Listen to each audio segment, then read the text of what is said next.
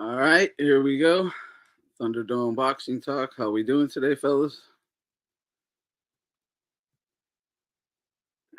Get some people in here. How we doing? Shout out Source of Boxing here. Israel Madrimov is jacked.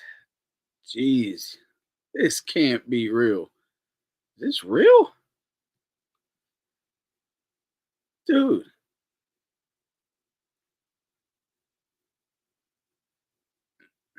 All right, this is Israel Madrimov.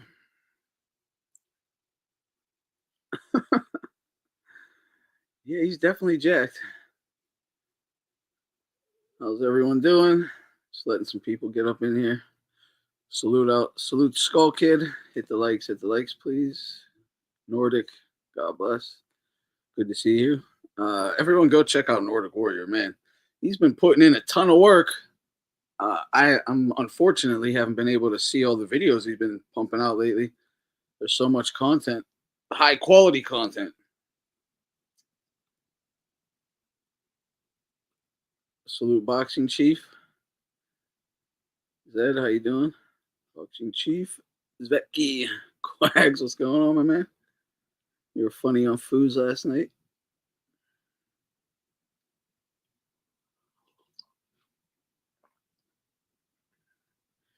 Yeah, but this is Israel Madrimov, man. What, this fight is like, it's on the 22nd? Is that when Better BF Bivol rematch? Is that on the 22nd?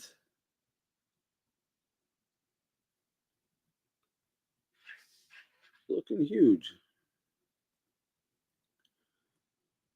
Yeah, Clarissa Shields had a positive, quote unquote, PED test. It's not a PED, it was marijuana through a mouth swab. Yeah. She's probably going to get in trouble, though, which is freaking ridiculous. She shouldn't get in trouble for that, but whatever.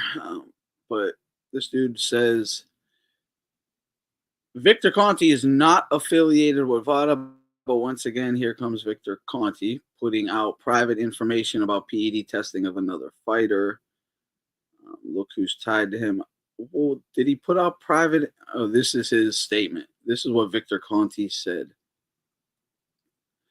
Clarissa Shields, I don't know if he put out anything private here. I think he just explained it the best he could because he has a pretty good understanding and grasp on the drug testing. Not pretty good, very good, right? But Clarissa Shields did not test positive for a PED after her recent fight in Michigan. It was marijuana.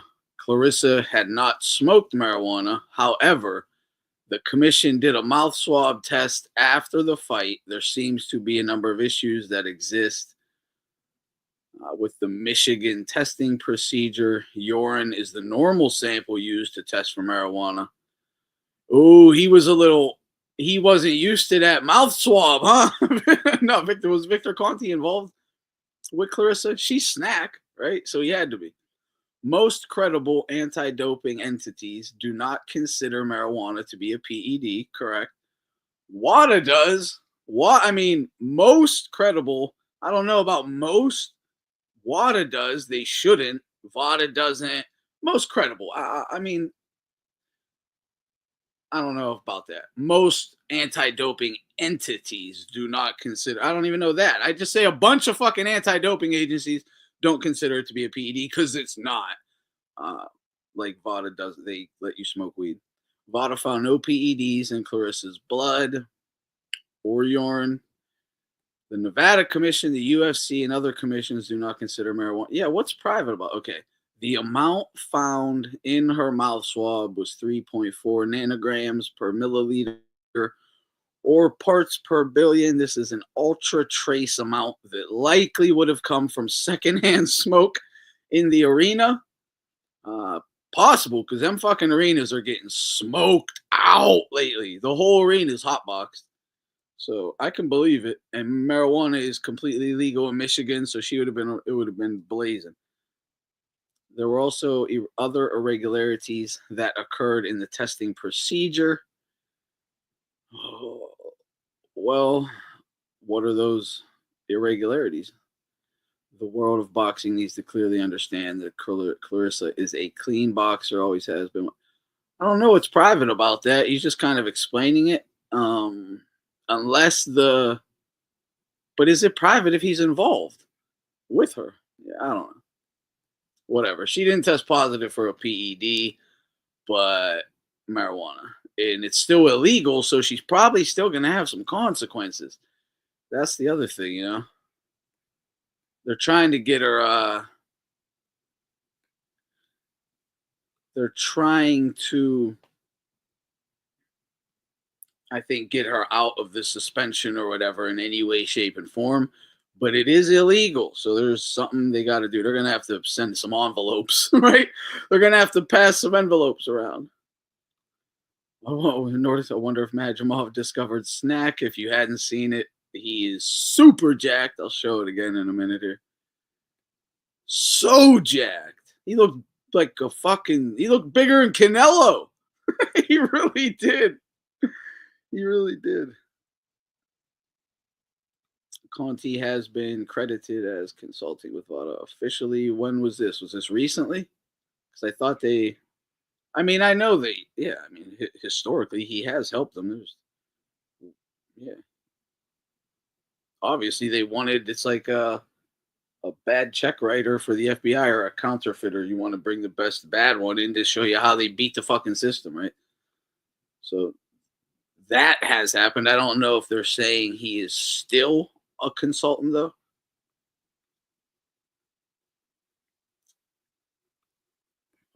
Fight results have been overturned due to marijuana. Have they really? That's crazy. If they have, I don't think that's going to happen to her in the state of Michigan. I don't, but it is considered a PED by most organizations. Yeah, I don't know if I know the ones that actually deal with these big time fighters, they allow them to smoke because they know they're fucking gonna smoke. You just kind of have to allow it to happen, whether it's an MMA organization, a boxing organization, whatever. They understand that. Now, for like the Olympics and things like that, for the kids, the younger guys, yeah, they want that very professional, none of the BS shenanigans on the outside of the life, right? But yeah, that's so. I probably most do consider it just a banned substance. I don't know about a PED, but a banned substance for sure. And it is like it's banned. It should. I mean, it's banned, and it definitely should be in like the for the Olympics and things where minors or people under 18 and that of that sort, or maybe even under 21 or whatever compete. Because you don't want that to be part of the culture, right? You don't want high school basketball teams, and they do this anyway. Not this, but you don't want like a high school basketball team or something all just smoking weed in the fucking locker room, right? They do it in the parking lot, but either way, you don't want to, you don't want to encourage that culture. Secondhand smoke, come on. No, come on, Steffi. I've even made fun of how smoky these arenas are getting. Like when the fights are in Vegas, or her fight that was in Michigan, when they're in a place where weed is legal, the whole arena is hotboxed. Like you can see it on TV. It's like going back into the 1950s with the cigar smokers. The whole place is smoked out. Yeah, I don't know if it's his place to make a statement. This is what my complaint was with him. Again, if you're gonna do this, stay in the cut, right? Shut up, stay in the back. Um, don't, yeah, don't bring attention to yourself. Like Memo, and Memo blocked me for it, but whatever.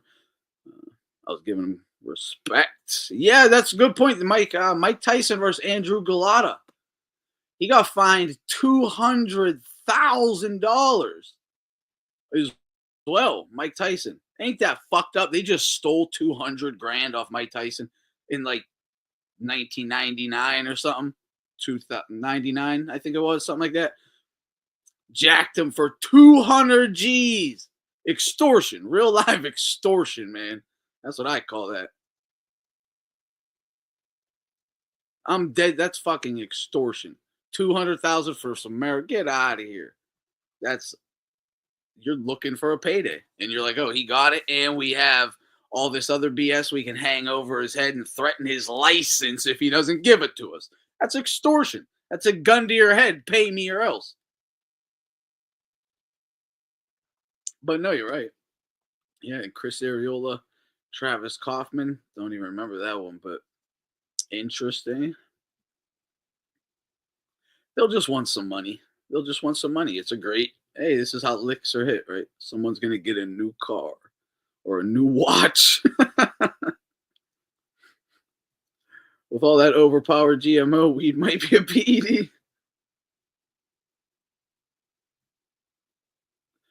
Yeah, the big one's Nate Diaz, right? That's why Vada, USADA, the new one with the UFC, any of these boxing promotions or boxing testing agencies and UFC and MMA agencies are going to allow them to smoke because of, the example that we saw done to Nate Diaz, and it was wrong. Everyone understood that. Even, everyone kind of understood that was just Dana being an asshole because Nate Diaz wouldn't be a company man.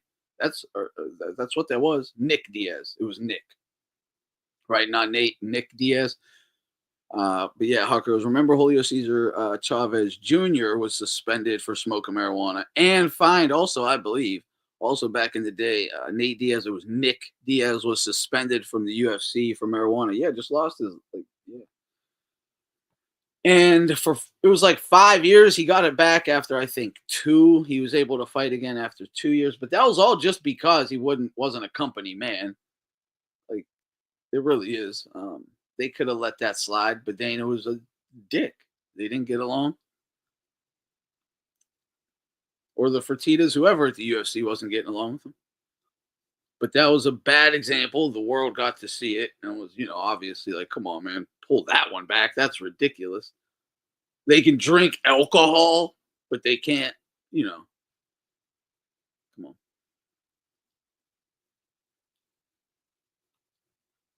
Morris says, I was at the Canelo Charlo fight. The Houston Lions pulled up with the smoke. Yeah, I bet. The arenas are getting so smoked out. You can see it. Like it was never like that during like HBO's run, right? On like HBO's championship boxing run. You could see it was not smoky. But now, clearly, oh, that's another one, right? Jay says Mike Tyson actually said that weed did give him an advantage. I have said weed does give me an advantage. I think it does if you harness it right. Like if you're used to it, if you're like, uh, if you know what it is, it's not your first time or something or whatever. It definitely can. I kind of preferred working out on it, honestly. I felt just more in tune with my body, however ridiculous it sounds. You certainly feel it. And that is the thing, right? It is mentally maybe giving you some sort of an advantage. I don't know. I don't know. But to some, it would be a PED. To some, it's definitely not. But that's like caffeine. Well, again, I always use it because whatever the legal limit is, say it's 100 milligrams or nanograms or whatever per milliliter. I think it would be milligrams per milliliter. Whatever it is, let's say it's 100. Okay, well, what if 80 feels like 200 to me? What if 80 milligrams feels like 200 milligrams to me? But if you take even 20 milligrams, it makes you feel like shit, makes you jittery and stuff. Thus, it's, is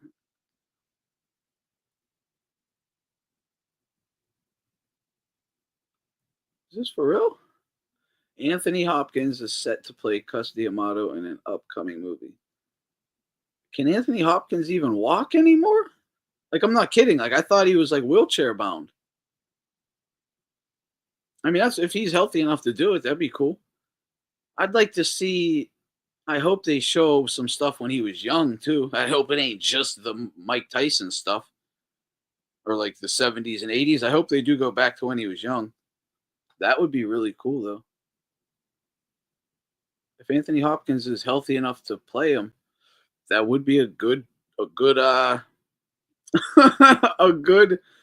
a good actor for the role. He says he'll have AI legs. Mike Tyson said he used cocaine before the fights and used one of them fake penises. It was a Wizinator. I don't know if I ever heard him say he used cocaine. I mean, cocaine leading up to fights. I don't think he ever said he used cocaine like heading into the ring. You know what I mean? But he did use a Wizinator. Yeah.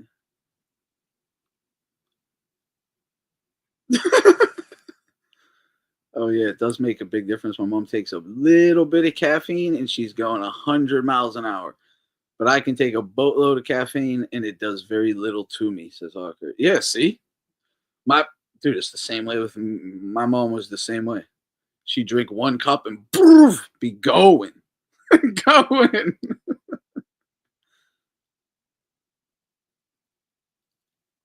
I'm sitting still on my third cup. I'm sitting still on my third cup of coffee. It's been about 10 years since they announced that movie. Is that true? Maybe it's because they haven't figured out AI legs yet. It's probably because they haven't figured out the AI legs. Yeah, but seriously, while I was reading Mike's biography, I was telling myself this would be a great Scorsese movie. I know. I was thinking that too. Which one? What could be either one of the books, right? It could be the Undisputed one, or there's two. There's the one that's more on cuss. It's more focused on cuss. Um, and then it's like the black and red cover, and then there's the black and yellow cover, one with Mike's face on it with the yellow writing.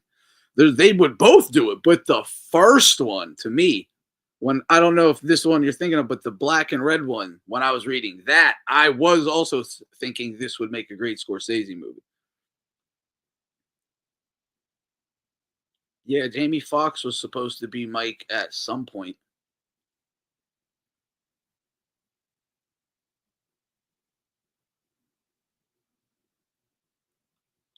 Yeah, he's never admitted it, but a lot of them dudes, I mean, they had to be, right? He admits he does it now. He definitely used steroids for the Jake Paul fight. He tweeted about that. I think caffeine is a lot like alcohol. It affects different people differently. So think of this. I bet I guarantee it is. The women's threshold for caffeine is going to be the exact same as a man's. Okay, it's going to be like 100 milligrams per milliliter for men or women, right? I almost guarantee it. Almost guarantee it. So I'm not. I mean, why wouldn't it be, right?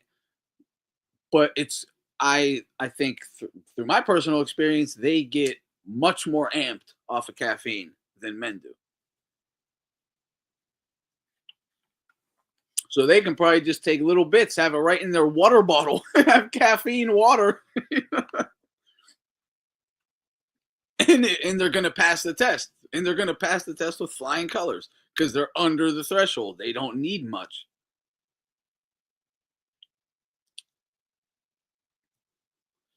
Did he really? Tommy Morrison said King used to pay off testing commission of the commission.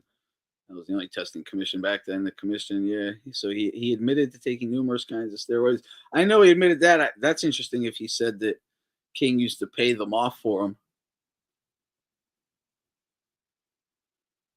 Yeah, he did change his story. No, we'll never know the reality of that.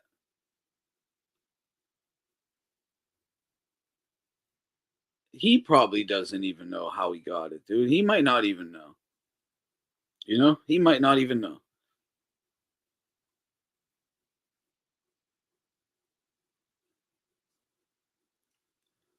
Dude, and he was just a really good actor. Like, I'm sorry if you go a certain role, like he's a big dude or whatever, but he would have been a hell of an '80s like or a '90s action star. Quite frankly, he was amazing in Rocky Five.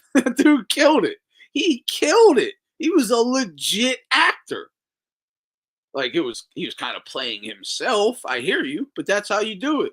Give him those kind of roles where he can kind of play characters he relates to. He nailed it, man. Yeah, that's what Greg Scarpa and that shit says too, right? Like, and his guys, they were passing around steroid needles, and it's possible, right? Because like It is possible. Let's not get it twisted that was a thing. Dudes were passing around steroid needles and had no idea that some of these guys were in bathhouses and shit, right? And I mean, you shouldn't be doing it regardless, but that was a thing. Was it though? Was it though? I mean, we heard that was a thing, but was it? Because who's really sharing a needle? So they were probably just in bathhouses. I don't know. But he was a great actor. Like, that's where he should have transitioned. When he started spiraling out, put him in fucking rehab. But he was probably spiraling because of that, man. I don't know. It's a sad story,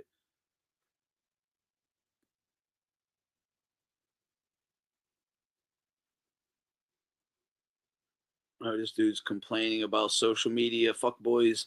One of the worst things that happened in boxing. Those cunts have affected fighters' mentalities. They've made them hesitate on taking step-up fights and risk big fights. Their fear of being trolled and losing fans, being canceled online, etc. Getting knocked down. Okay. Yeah. I hear you. I agree. Saying came back from the 2 knockdowns. Social media, it created a chatter just because, obviously your last fight, man, you showed a lot of dog, you know what I'm saying? Came back from the 2 knockdowns. Social media, it created a chatter just because, I think we need to expectations. Obviously your last fight, man, you showed a lot of dog, you know what I'm saying? Came back from the 2 knockdowns. Social media, it created a chatter just because, the expectations you were high. Some people now are saying, maybe we questioning his chin or whatever the case is. What do you have to say to people that have said that on social media? I mean, you see what I did after I got up, with a guy with 80% KO ratio.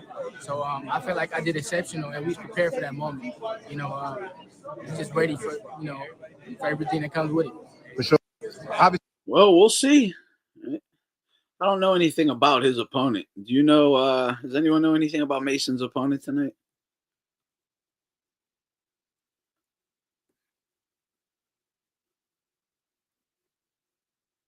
Oh, geez. I mean, obviously, this is I've been saying this for years. This is every fighter. This is the only embarrassment a fighter has, or only fear a fighter has. They have no fear of the fight. That's not the problem. Gervonta Davis says, shout out Dan the Man Boxing. Gervonta Davis says, my biggest fear is being embarrassed, especially in front of all those people worldwide who become this meme for decades. I ain't got time for that. I ain't trying to go out and get my butt kicked. I can't. It's just my pride. He's not going to win. You better be ready, Lamont. My biggest fear is being embarrassed, especially in front of all these people worldwide. You become this meme for decades. I ain't got time for that. I ain't trying to go out and get my ass kicked. I can't. It's just my pride. He is not going to win. You better be ready to Lamont Roach. What if it ain't Lamont, though? What if it wasn't someone you should beat? What if it wasn't somebody you should beat? That's the question. What if it's someone you shouldn't beat, or it's 50-50? Let's just say a Shakur, a Tio, you name him, whoever, right? A Keyshawn, if he looks great or something. If it's someone you're not just going to walk over, will you even make the walk then? Or will it always be, well, it's just my pride. I'll take the fight, and he's just not going to win? Because this is the question. We know you think this way when you're fighting a fucking hand-picked setup. We know this is how you think when you're fighting a setup. That we want to see how you think and perform when you're fighting a top-level guy who's healthy, not fucking Ryan Garcia drained. That's all. You gotta step up, man. Like, immediately. I can't believe we gotta fucking wait until March to even see him fight.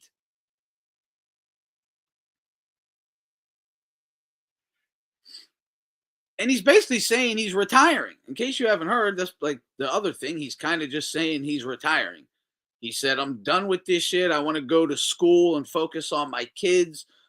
I might do like Jake Paul type fights, circus show fights, but any serious competing in this boxing shit, I'm done with it. It's for the birds type shit.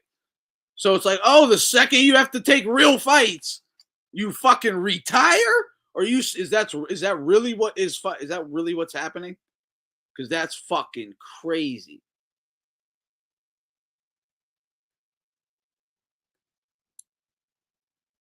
Yes, Mason. Shout out BDA.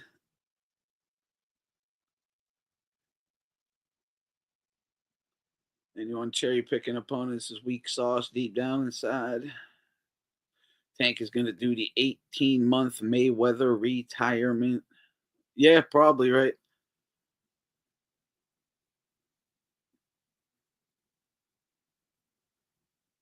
No.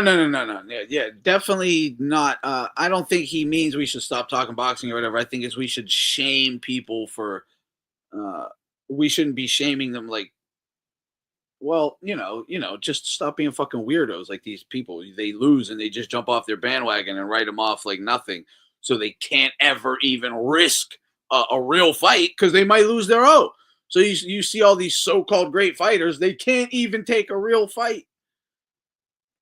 It's crazy they support that shit. For 10 years I've been arguing against this shit, right? The same fans he's talking about, I've been fucking arguing against them. Like, why do you support cherry picking, ducking ass motherfuckers? Why do you run coverage for them? For 10 years I've been on here. And that's the only reason I was ever like shamed. Oh, you don't know shit, because I'm saying your guys are fucking not taking the real fights. They all admit it now.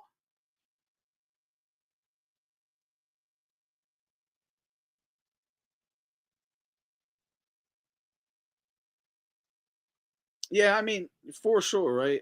He means being embarrassed by losing. It's win or lose, no fighter should be embarrassed if they give it their all. I hear you. No fighter should be embarrassed, but you are.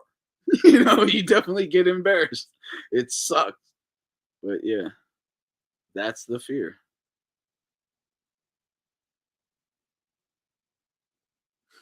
Dude, that's interesting, right? Floyd was phony, cherry picking ducker. And these dudes can't even live up to that standard. They can't even live up to that standard. Yeah, at least he was fighting like past their prime champs and shit, like dudes who were real deal the monsters in their day or whatever. You just might catch them when they're slipping. These dudes won't even do that. They just fight fucking nobodies.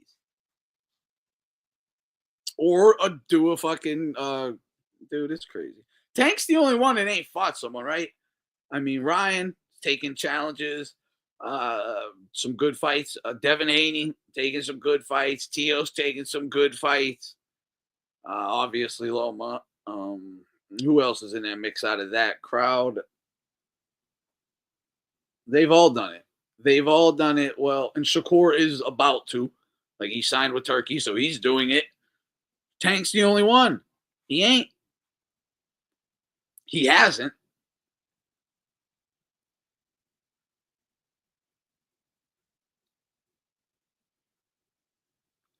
Yeah, most of them should be shamed even more because I think they should be shamed even more.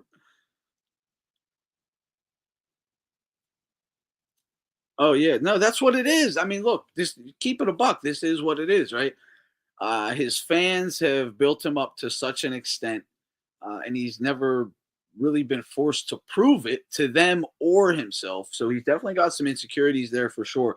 In that he knows his stat, like, dude, Tank Davis just said he wants to get more into the culture than boxing. And he didn't say like politics or anything. He just said the culture. So what do you mean? You mean just internet culture? That's what you mean, not like black power and anything or politics or nothing. You just mean you want to go on streams. You want to go on fucking Aiden Ross streams and Kai Cenat streams. Go hang out with Kevin Hart. You want to get internet. You want to be like an internet guy, not do real stuff. You want to be the black Jake Paul, right? That's what you want to be, is the black Jake Paul. So, well, then, I mean, dude, I get it. I get it. I get it. Money's there or whatever. But the fact that he's afraid to lose because he won't be able to achieve that goal if he gets whooped. If he gets embarrassed, because again, it doesn't matter how we are going to think. The internet is going to be a bunch of 16 to 18-year-olds memeing the shit out of him and roasting him if he gets beat, and especially if he gets embarrassed. Yeah, it's like done, right? It's done. It's fucked up. But look, this is what I've been arguing against for 10 years. Why are you shaming these guys? And you should be shaming them into taking tough fights like I was doing with Floyd, saying Floyd's a bitch. Make him step up. Make him step up. I always do it. Stop ducking, step up. That's the shame. You're not supposed to run coverage for these guys and then shame them if they do step up and lose. No, you should want them to step up. And if they lose, that's fine.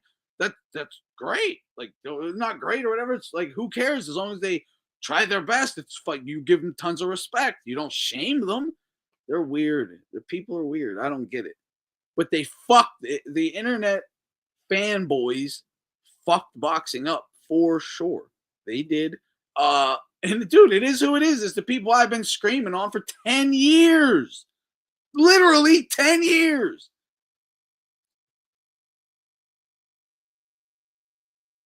Like, what are you doing? You're ruining fucking boxing. Thank you, guys. And they did.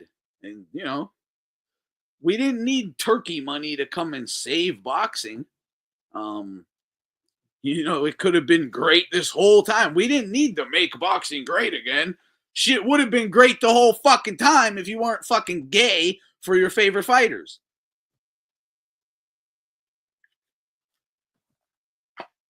That's the truth. What up, Zed?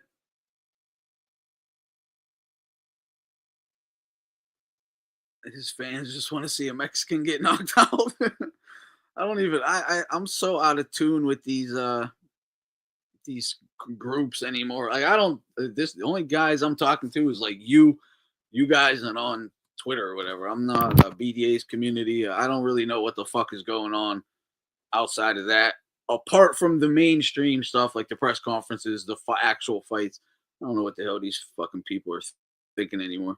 I don't even really care because they're so crazy. They don't know what the fuck they're talking about half the time.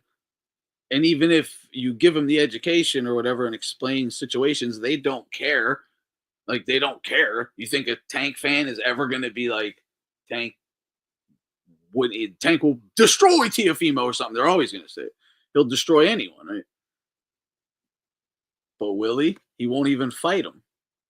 And not even Tio, anybody. So, but the thing is, after Lamont Roach, because look, I don't think this is going to necessarily happen. Well, no, I do think this is going to happen, but he's not going to follow through on it. This is what's going to happen. Tank's going to beat Lamont Roach, call out Shakur Stevenson or Ryan Garcia, right? Probably like a Ryan, a Shakur. He's going to call some of these guys out, okay? But he ain't going to fight them. He's just going to use it for publicity, and he's not going to do shit. He's going to get an opportunity, and he's not going to capitalize on it. He's just going to keep floating around, talking, doing nothing, being undefeated, doing nothing, not planning on any real fights because he ain't going to take a real one in his next fight. Remember this. Yeah, he's going to go. He's going to beat Lamont. He's going to knock him out. Everyone's going to be like, Tank looks like a beast. He's calling out Shakur. He called out Keyshawn or whoever, but he ain't going to fight them. He called out Ryan. He ain't going to fight him. He's going to use it for hype and do nothing. Sit around for 6 months, go on some streams, do some podcasts, do nothing, and then come back versus a fucking bum again. That's what's going to happen. Mark my words. I'm telling you now. But he's a monster, right? And dude, he was just on Little Yachty's podcast. He got exposed, bro. He got exposed on Little Yachty's podcast. Look, I don't want to tell a man, especially like in Tank's position, he got enough money and whatever. When Tank goes, hey, I just want to go focus on my mind and my kids, right? The things that are important to a man. That's why I just want to go focus on that stuff. I go, dude, it's kind of hard to criticize that, right? But it's like you're saying that for a reason, though, because it is hard to criticize.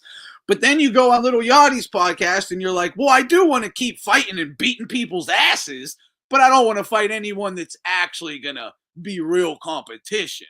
I kind of want to be the Black Jake Paul. That's what I want to do. I want to be the Black Jake Paul knocking out tomato cans that are bigger than me, right? Or whatever. It's like, ooh, well, that's not really focusing on your kids in school, is it? You know, you can't have it both ways. Oh, he won't need to train as hard for a Jake Paul. He's going to still have to train and stay in shape and look the part and do the interviews and do the press and travel. He ain't going to be there. Okay, so he might as well just take a real fight and train hard. So it's bullshit. It's all bullshit.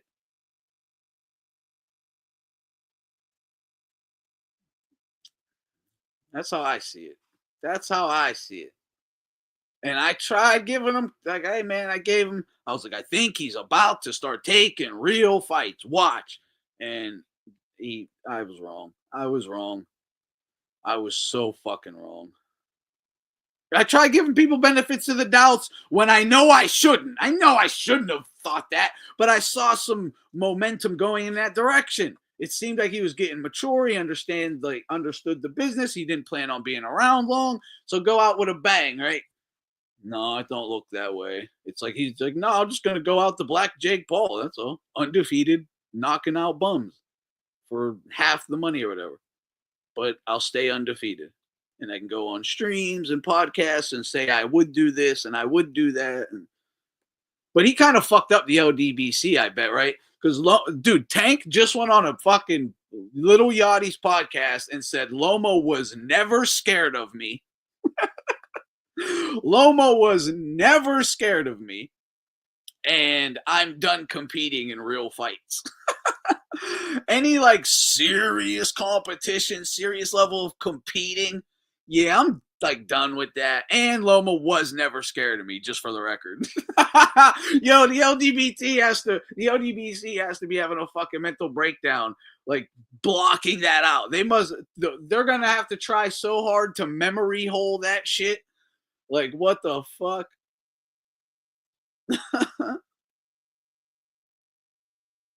What? Top Rank looking to sign with Max Cinemax? Is it really? Top Rank's looking to sign with Cinemax? Cinebox? We gonna have Cinebox? Right? Tune in to Cinemax for Cinebox.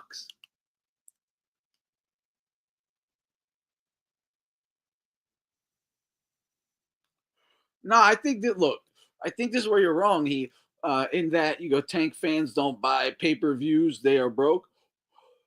A bunch of their parents pay the cable bill. But they're a bunch of fucking kids, number one. So a bunch of their parents pay the cable bill. So they just got to ask him, Mama, can I get a pay-per-view? Dad, can we get the pay-per-view? I mean, that's, it is what it is.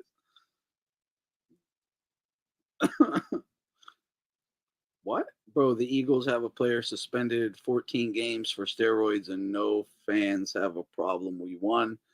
So much to gay bias in sports. I appreciate you calling this bullshit out. Says that. Well, thank you.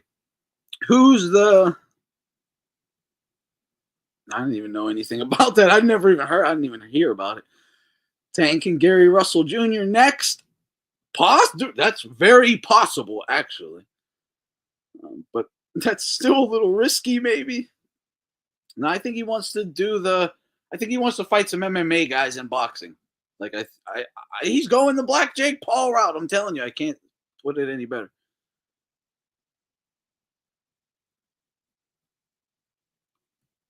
Okay, well, Mars, did Tank expose himself confirming the $20 million offer from Turkey to fight Haney? Not really, because we knew Turkey would give him the money or give him a ton of money, right? Maybe more than 20 million. Like, quite frankly, more than 20. I think 20 million is a little low, but I bet he would have gotten that at least. So I don't think any of us We knew that was real.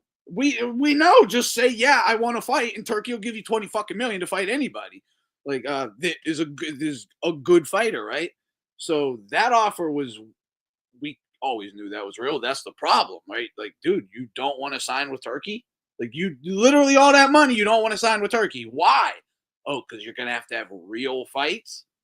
Real fights. Because the problem is, look, this is the problem. Because in reference to that thing, that situation with him and Haney, Tank just said on Little Yachty's podcast again this week, he just said that the way Turkey approached him was quote unquote wrong or whatever, and that he said, Devin Haney is my guy. Devin Haney is my guy. So Tank says, I already knew what time it was then if I go over there and fight Devin. I'm going to need a knockout to win. All right. So he's saying, Turkey is saying Haney's his guy. If I go over there, I'm going to need a knockout or they're going to fuck me over on the cards. Right. Because that's what he's saying. Or you can't win on the cards fair and square? What? Wait, so if you outbox Devin and just win on points, they're not going to give it to you is what you're saying. Because if you must get a knockout, then you're saying they're going to rob you, right? Okay. Bullshit. They're not doing blatant robberies like that. If you win, you fucking win. If it's close, it might go either way. But if you win, you'll win. They'll give it to you. All right. That's bullshit, number one. And number two is you always lose all your fights on points. You're always fucking down on points. Like always. You lose every fucking round, basically. So that's normal for you. You always need a knockout to win, really, right? And that's why you're supposedly so great, because you find a way to do it every time or whatever, right? Except Cruz, and Cruz beat you. But you see the point? You fucking lose, but they robbed him. So you just don't, you know, this is the truth. Tank knows I'm going to get outboxed. I'm going to lose 9 rounds. Devin is going to, this is Devin fucking Haney. But no matter what, if Tank isn't dropping Devin, Devin's going to win the round. Tank has to put Devin on his ass or he's just going to lose the round. Because he can't fucking box. He can't box, all right? He's just a puncher. So he knows this. And he's like, yeah, I'm probably just going to lose 9-3. And if I don't knock him out, I am going to lose fair and square. They're not going to rob me. I'm going to lose fair and square, and I'm not going to have Al Heyman to rob Devin. Like, I need the robbery to happen in my favor when I don't get the knockout, a la Pitbull Cruz. Okay? That's the real deal. And if you, like, how the fuck can't, like, I don't know, Tank fans see this? It's real. That's the reality of the situation. Regardless of how much you like them, I don't have a problem with them, but that's the situation. I find it pretty interesting that is the situation we are watching Tank in right now. I don't know why people would deny it or anything. Or, oh, no, Tank's a businessman. He's a businessman. He's going to make money. And dude, shut up. He's scared. But he is scared, though, right? Because he's going to lose. Maybe not to Devin or whatever, but you get the point. Like, he might lose to fucking anybody. He might lose to Roach. Otherwise, why are you watching it? He might lose to Roach.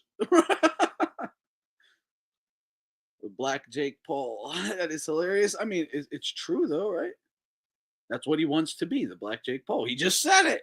He didn't say the Black Jake Paul because he didn't want to say that. But that's what it is. Tank wants to be the Black Jake Paul.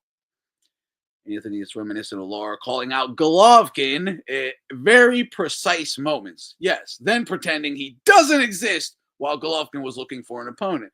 They would all do that, right? The second that literally you can go back on Twitter to Golovkin's timeline and all their timelines. I did videos, all this, like as it was happening. They'd be like, for 2 weeks, 3 weeks, we need an opponent. Someone step up. They're calling Heyman. They're calling Aram. They're calling every manager and promoter in the country looking for the best available guy. They're all dead quiet. Golovkin announces a fight. Why didn't you call me? Why didn't you call me? But, dude, we were just all over the internet tagging you left and right, begging. Are you going to fucking accept it? And they just go blackout. Blackout. That's such bitch shit. And then they'll start, just saying they'll beat your ass all the time.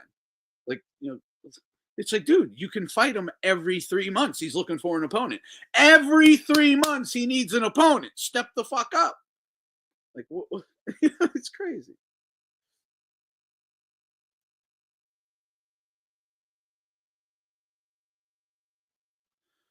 This is the great thing about boxing, right?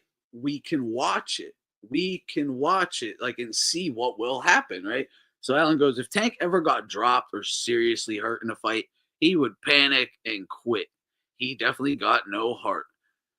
We can find out, right? That's the thing about boxing. We can find out. Put him in a tough fight. Let's see how he reacts. It's that easy. It's that easy. That's the great thing about boxing. It's that easy. Get a tough fight, Tank. We'll find out real quick. When you face adversity, how do you react? So far, the adversity he has faced, he's passed it, right? Like, generally, like, again, he got outboxed or whatever by fucking Pitbull Cruz, but like a Frank Martin type adversity, he was getting pieced up, right? He was getting stung. It's why he stopped throwing punches for multiple rounds, because if he let his hands go, he was getting punched in his fucking face, okay? Because Martin was still too fast. So he just quit throwing punches. But when he lands, he lands. So, he did face that adversity and passed it, right? But that's a very low bar for adversity. It's Frank fucking Martin. Like, no disrespect to Frank Martin or whatever, but from what we hear, Tank is supposed to be, he should not have had that. He shouldn't have had any adversity with Frank Martin. You think a prime Loma would have any adversity with him? And Frank Martin is humongous in comparison to Loma. But, you could be like, well, different styles make fights. Well, I don't give a shit.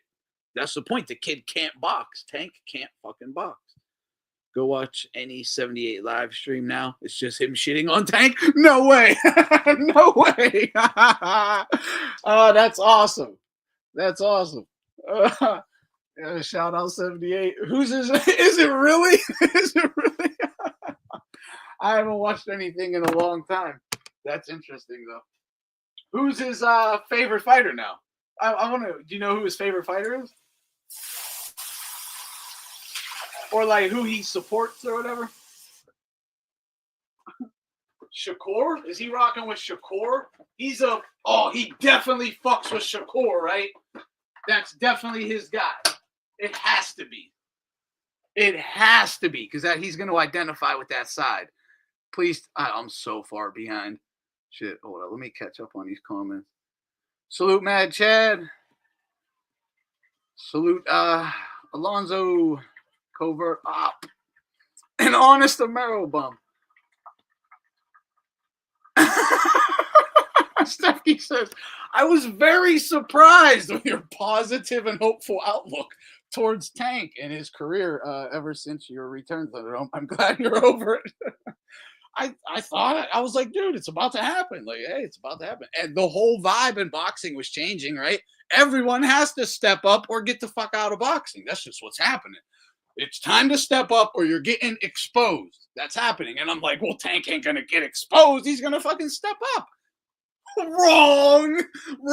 It took me this fucking long to see it. Like, but again, I mean, there was no signs he was signing with Turkey. And Al Heyman is just fucked out in these boxing streets right now. There's no real competition at them weights for Tank to deal with. But yeah, you just got to go with Turkey right now, man. And it's not, look, I said maybe it's an A-level boxer might want to 20 him. Tank, they would. If he doesn't catch the guy, Tank's going to lose every round to any decent fighter, man. Unless he puts them on their ass. And it's just how it goes, right?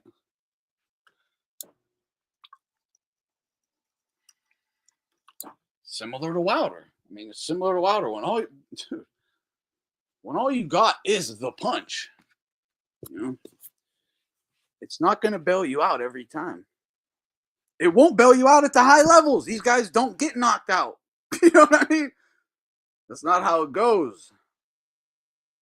Very, rarely. Haney would have been a layup for Tank. I mean, I think Tank would put him on his fucking ass. I think Tank does beat Haney. Don't get me wrong. I think he always would have. And, man, I can't say he always would have because, look, Haney always has a shaky chin. He just does. So I'm going to lean towards Tank to clip it several times, and I don't think he's going to take it too well. But there were a few of them fights where Devin was sharp. Like, he was gassed out of his mind, right? And Conti had him on snack super serum. The dude was on point. Like, he was, again, not doing anything great, but he's strong. He's big. He's in shape. He's fucking huge for the weight. That would have been a real problem on some of those nights for Tank to deal with. Like, Tank probably would have got fucked up on a couple of them nights. But if he could have caught Haney on one of the offer performances, he probably would have clipped him. And he will now. Now, it's not easy. Yeah, Tank is the clear favorite.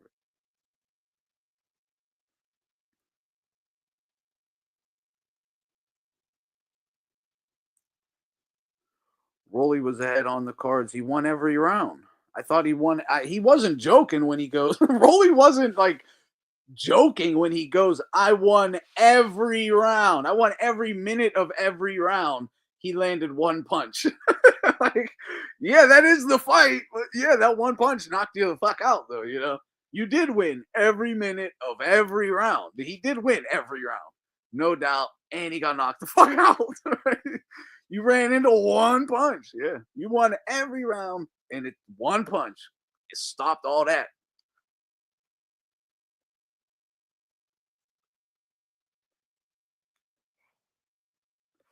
You had the Cruz fight a draw. I can see that. I can see that. It was a close fight. It was a very close fight. I can see that for sure. I might even be able to see it if somebody had Tank winning, honestly, but I had Cruz winning. And I think a draw or Cruz is better than Tank winning. For me, again, I had Cruz winning. It was not doing Artur Rolly was taking rounds off Tank. 135-pound Wilder. Yeah, Prime Golovkin was a monster. Boxer and puncher. Aggressive, killer. And even he couldn't knock out everyone. He did do it for a decade straight, though. He did knock out everyone for like 9 years straight. Imagine that. Not one person went the distance for 9 years. He's a monster, man. Yeah, see, it's no problem with his back to Tank and Haney with the turkey. If I go over there, I'm going to have to get a KO. So it's no problem when he's the one being protected, but he's afraid that Haney could be the protected one. He's afraid of that. And I think he's just straight up afraid of it just being 50-50, like on the level. There is no protection over there. Turkey's just like, fight. Whatever happens, happens. Why does Turkey care? Turkey, I see no need for him to show favoritism to anybody. I don't. If you hang out with him enough and you guys start being friends or something, maybe him and Crawford start chilling, becoming buddies, fucking bitches together. I don't know. I'm just saying that. I doubt that's even happening, though. They barely ever really hang out. You know, they're just chilling. I don't think he would infect his bias in it. And again, if it was done, it would be subconsciously through the judges just thinking they're doing Turkey a favor. And that could happen. But I thought he was saying Fury was his guy, right? He was saying Fury was his guy. And all that. And both fights went to Usyk. So I don't see. Yeah. Yeah, Devin doesn't make it past 7 versus Tank. He certainly doesn't now. BDA says Tank has good defense, but he only throws 1-2 shots at a time. His fans are under the impression he's only fighting at 50% capacity, and then one day he'll show us Uber Tank. Yeah, like he'll just become Sugar Ray Leonard or something, or have a higher activity level. When you start stepping up, you have to perform at a higher level, at a a higher activity rate, just a higher level of precision. You have to heighten everything. You can't just, walk around the ring swinging haymakers every now and then, waiting for the guy to get tired and then just start unloading in the, last 4 rounds. That's club fighter nonsense.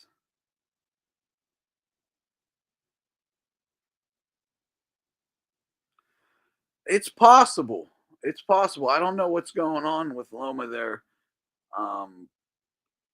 But it's possible.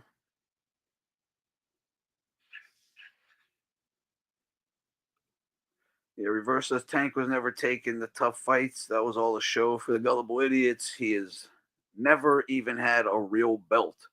Why would anyone expect him to unify? It's a good point. The guy's never even really been a champion. Never beat any real champion. The guy's, again, he got like Pitbull Cruz, Ryan Garcia. These are solid names, right? But they both have asterisks on them. They do. It just is what it is. The moments you're supposed to shine and capitalize off of those moments, you shit the bed. Like Cruz is Cruz. It's a fucking tough fight. I get it. It is what it is. That's Tank's level. That's a good fight. Like that's a real good fight, right? He should have rematched him. But even with Ryan, it's like good opponent. Okay. But damn, you gotta put weight stipulations on this shit. Don't do that. Just fight him or don't. If you want to fight Ryan Garcia at his motherfucking best, or don't fight him. Go fight someone else at their best that is more your speed or size or whatever.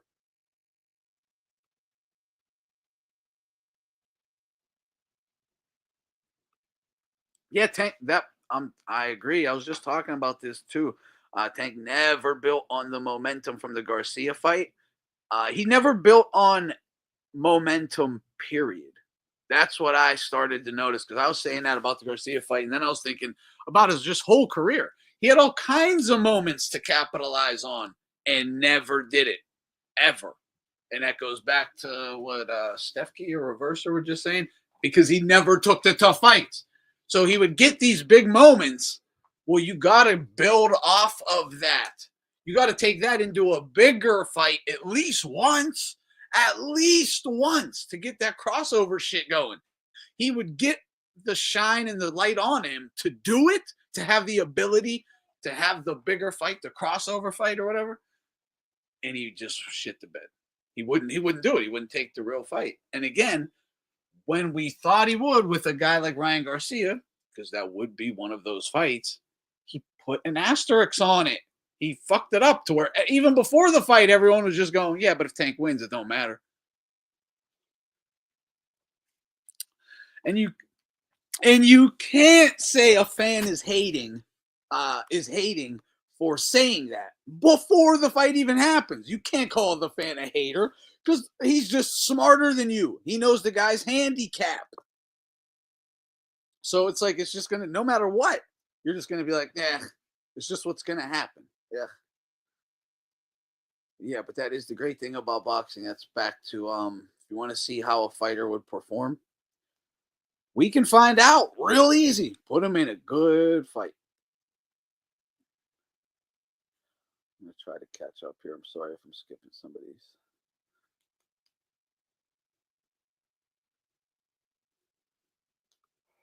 Yeah, I didn't know. Oh, let me get back to this. Oh, his favorite is. All right, damn, I'm back here to 78 now. Nah, bro, 78 just shits on Tank because he's on Haney's dick. Oh my God, are you kidding me? Haney? Tank broke his heart. He doesn't like Shakur either. All right, well, that's cool at least, but why Haney? Wait, what the fuck why does he like Haney? Can someone tell me that? LDBC's on Haney's payroll. Bill took him to dinner. No, okay, you're right. Yeah, Bill took them all to dinner. I forgot about that. That's why. Damn, it's that easy. You just buy him a steak and he'll dick ride you.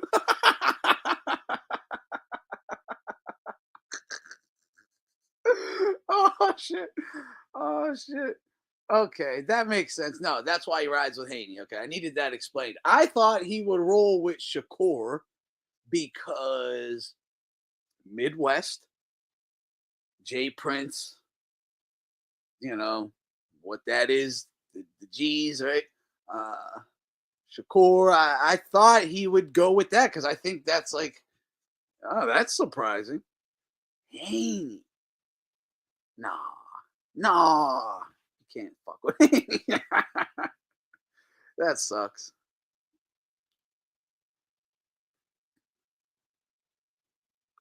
Rumor has it Tank turned down the Devin fight because he doesn't think he can win on the cards. Yeah, we were just talking about this. Exactly that he feels because Turkey said Haney is my guy. He goes, I wouldn't win unless it's a knockout. I was just talking about this, that. It's like, bro, in every fight you have, you need a knockout to win. Every fight, you always need a knockout to win. You lose basically every round to everybody. Rolly fucking Romero beat you every single round of the fight until you landed one punch to end it. Like, you always need a knockout to win. So what are you saying? That when it goes to the cards in a tough fight, you need help on the cards, like in Pitbull Cruz or something, right? And you're worried over there, it's just going to be even Steven. You're not going to get that protection. You're not going to get the PBC protection plan, right? That's all he's really saying. But it ain't a rumor. He did. He turned it the fuck down for sure. He admitted it. But I'm way behind. You probably already heard that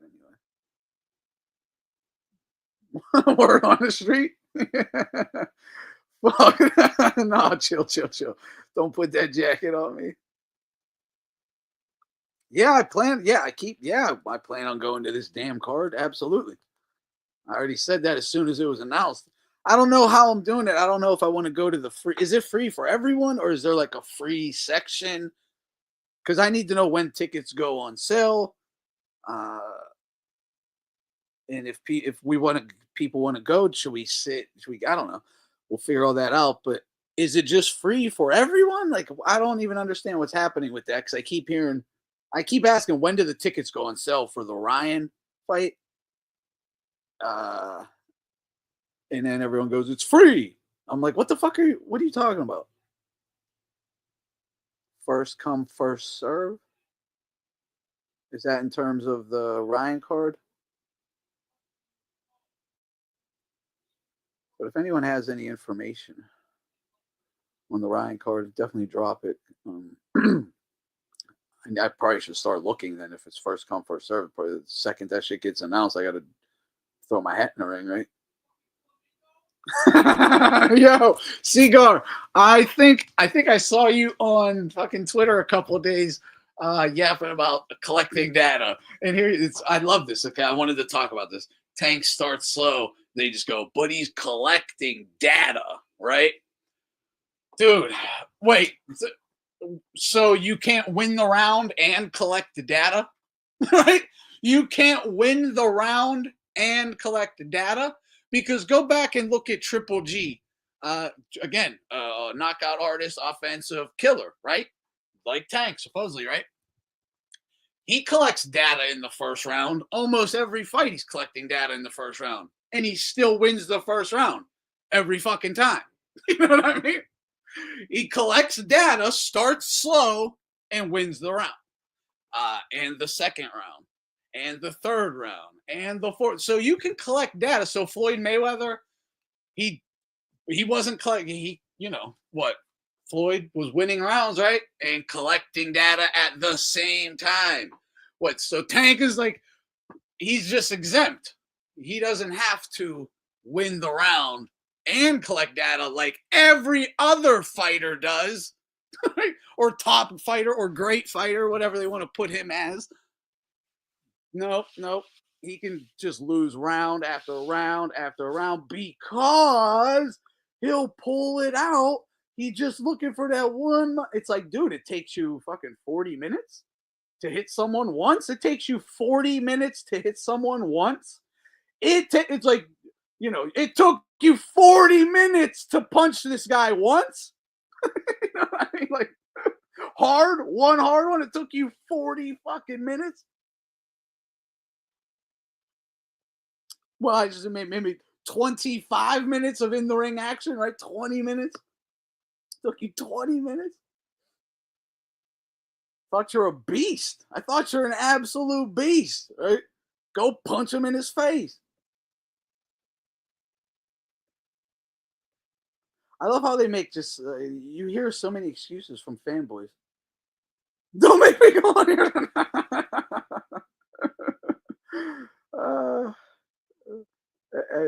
It is. Okay, here it is. First come, first serve never sounds good. NYC is about an hour away from me, so I wanted to go, but if it's free, I don't know about that. LOL. Yeah, you'll probably have to apply online. We'll see. We'll have to see. Broken spaghetti.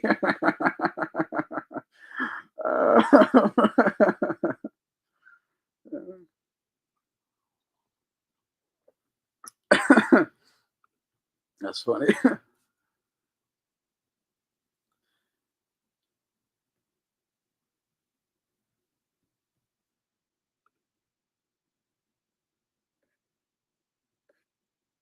Oh, so I mean, I got to point it out.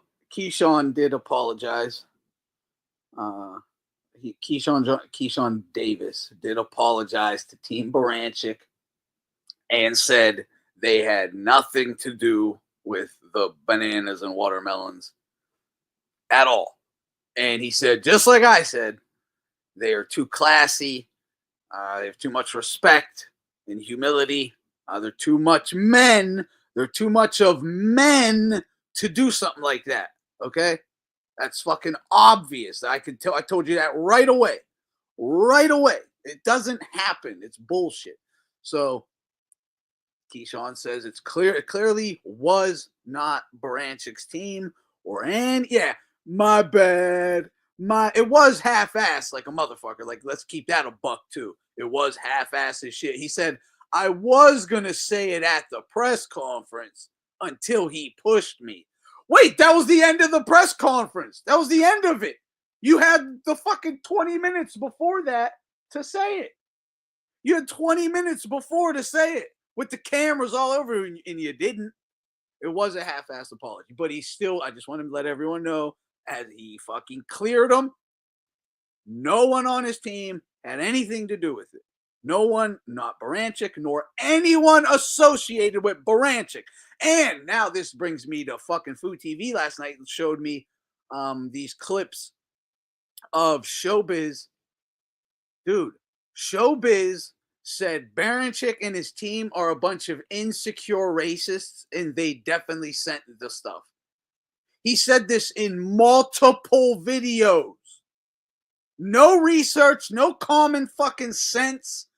No, let me probably look into this before I did it. I didn't even blast Keyshawn. I even said it's very possible Berinchyk maybe did it. Just seems highly unlikely to me. It's maybe a third party. I don't want to stick that jacket on anyone, I said over and over. Showbiz motherfucking straight up said he did it because he's scared, because he's an insecure racist. Over and over. That's fucking bullshit. Dude, Showbiz, you owe that fucker an apology as well. That's crazy to be saying that stuff. That's crazy. You owe him a fucking apology, man. That's fucking trash boxing media. That is trash journalism. Trash journalism. Fucking race baiting, lowest form of garbage. If you didn't know, if you didn't know before you did the video, look, the second I saw it, I knew immediately what happened. I was proven right. Immediately. If you didn't know what really happened, then you probably shouldn't be covering this shit. Because you don't understand. You don't understand the world. You probably, it's pretty crazy. So you just jumped on the bandwagon to assassinate a man's character, a man of respect too, a good dude. He's not a bad shit bird. He's not a shit bird. Why would you stick that jacket on him to the biggest fucking audience imaginable. It's not like you're me, like I'm just ranting to a fucking few hundred people. You're ranting to 1,000 retards who will believe everything you say because they're fucking retarded. And you put that jacket on him. You owe him a fucking blatant apology. Much better than the Keyshawn's. My bad. Be a fucking man and apologize. And Keyshawn should step the fuck up and do a real apology after the fight, which I do think he will do. I think Keyshawn will give a real apology after the fight, especially if he wins. If he wins, he will. If he loses, might be different. If he wins, I think he will. But Showbiz, you do owe dude an apology. That was fucking grimy. It was so grimy. I never saw that side of the dude. I've only saw like shorts. I've only saw like shorts on YouTube of Showbiz, and I'm like, yeah, I usually agree with them. I usually agree with the shorts. But man.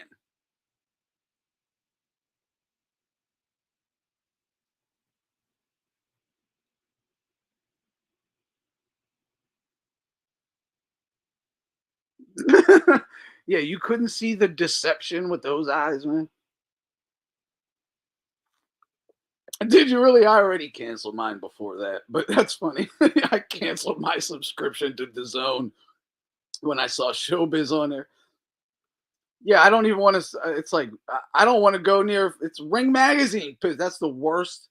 That is the worst acquisition I have ever seen from boxing, from Ring Magazine or from Turkey.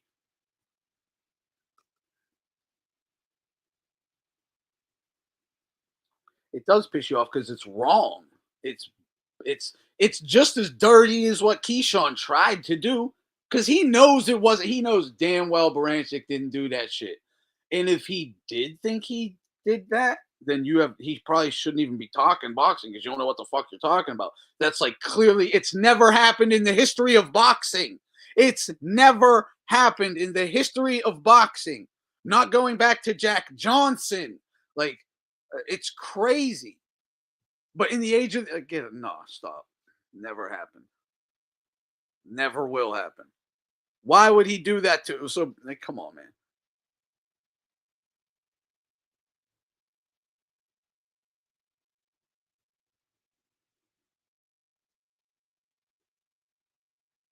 He wanted to bet him his Hulk doll. I don't even know what that is. Bet me the Hulk doll.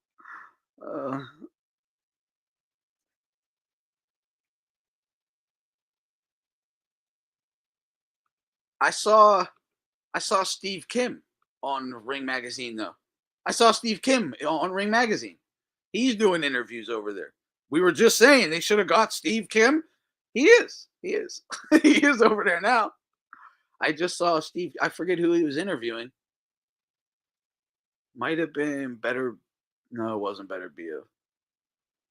I forget who. I saw a clip. I don't know if it's up yet.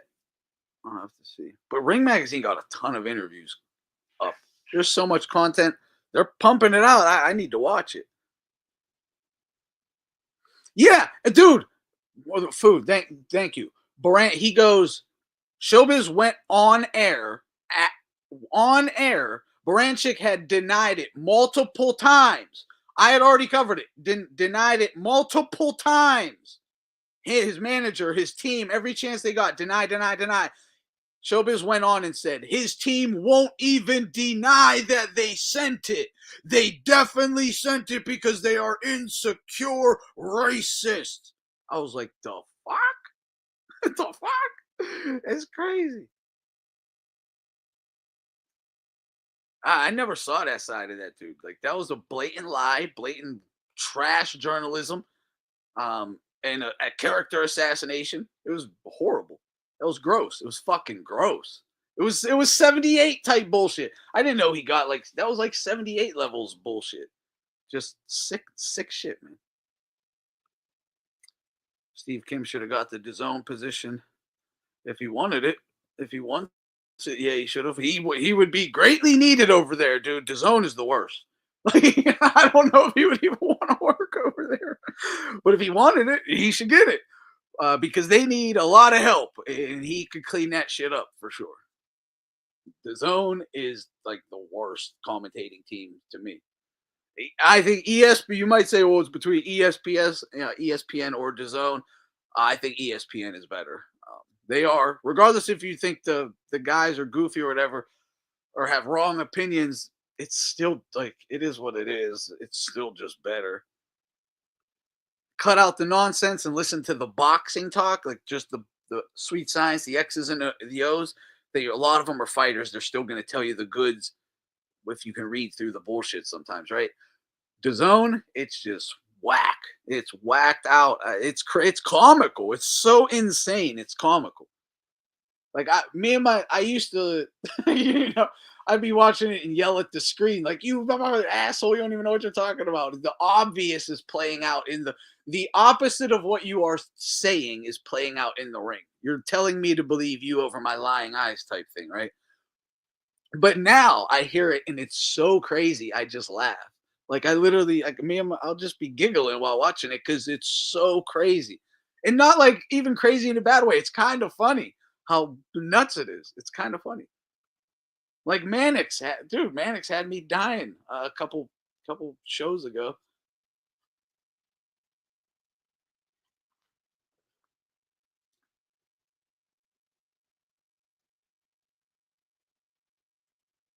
He said he was a racist back in the day. Oh, he's like an Anthony Brian Logan, used to be a racist and now says he isn't. That's what 78 was too, though. That's where he came from. Oh, that's fucked up. Damn, that sucks. So he was like a black KKK guy.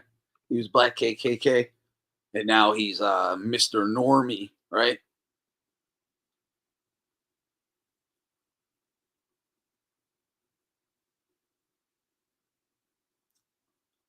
Whatever. Either way, though, I don't give a shit about your personal views. I don't give a shit. Again, just fucking, you shouldn't have made those videos, and when the guy had denied it multiple times. You have a huge platform, dude.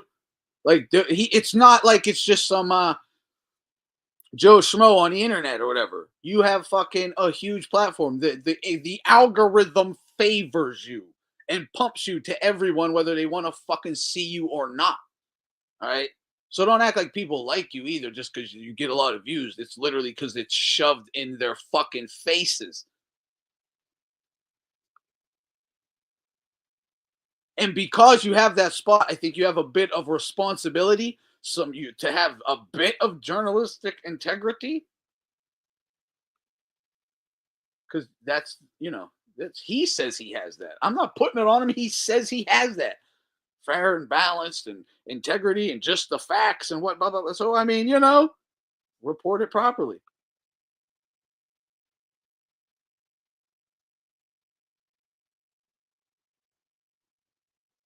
I did see that about Wes Watson. Yeah, Wes is pissed. He got booked. He's probably going back to prison, right? He better cop a plea real quick or he is going to prison in Florida. But yeah, it says he's 5'8" and he's been running around telling everyone he's like 6 feet tall. Oh, man. Here.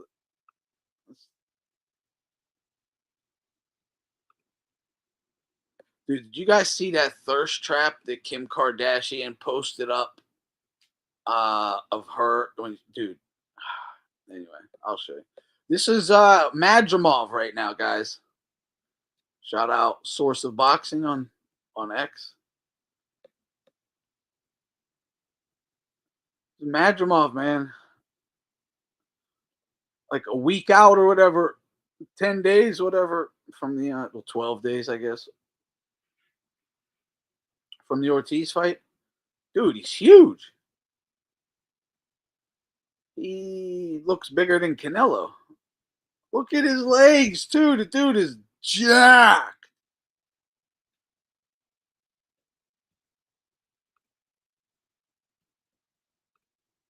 I'll take this off the screen real quick so you guys can see there. I mean, yeah.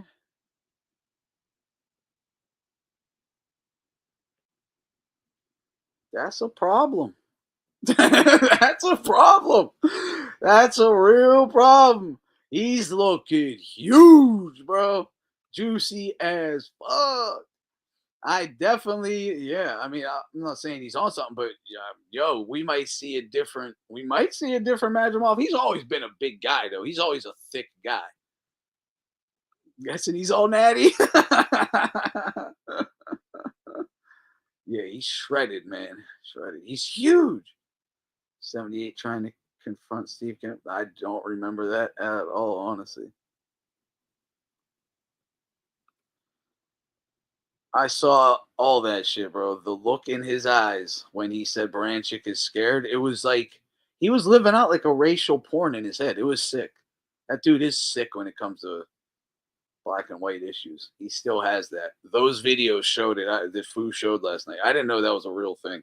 That he had that side. But funny, completely natural. Definitely. Jacked, though, man. Still, either way. Fucking jacked.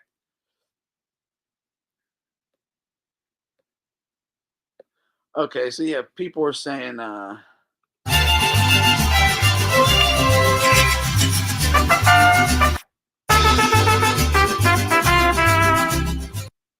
because Canelo's just goofing around, right now. The Scull is a cherry pick or whatever. I don't know. Again, we've talked about this numerous times, but there's only like 5 guys Canelo can fight right now, realistically. Put it this way. There can always be somebody that you can literally call everybody Canelo fights a cherry pick unless it's Benavidez, right? Right? Like so it's kind of fucked up, right? It's like, well, we're not getting the Benavidez fight, so now what? So now what at this point? Is Scull, Race, Eubank Jr., like that's about it, right? Scull, that's the fight. Take him for now. Bud Crawford, I guess. No reason for that in my eyes, but I'd rather. Yeah, I don't know. There ain't really many fights for him if he ain't fighting Benavidez. But yeah, Mexican Jake Paul. Everyone's just trying. I need to be the Italian Jake Paul. Can I get the Italian Jake Paul thing going, man? I need some of that money. Send over some of that Jake Paul money. Yeah, 68 isn't a strong division at this point, besides Benavidez. But this is my other question, right? Does Benavidez even want the Canelo fight anymore? And that's a real question. Does he want the fight now, like still, and will he come back down to 68 for the fight if it was offered? He might say yeah, right? He might say yes, maybe, but he might say no, because I have seen some things from Benavidez where he goes, I'm not thinking about Canelo anymore. We're on to 75, and that's it. That's that. So it's quite possible that Benavidez isn't even in the conversation anymore for Canelo. So that's why I'm saying, like, just scratch Benavidez for now.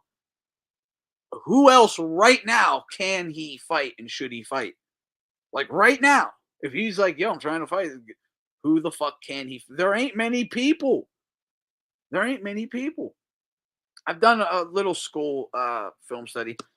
I will do some more. Not right now, unfortunately, but we will do some soon. Cuban style, Gamboa style, very similar to Gamboa, but 170 pounds.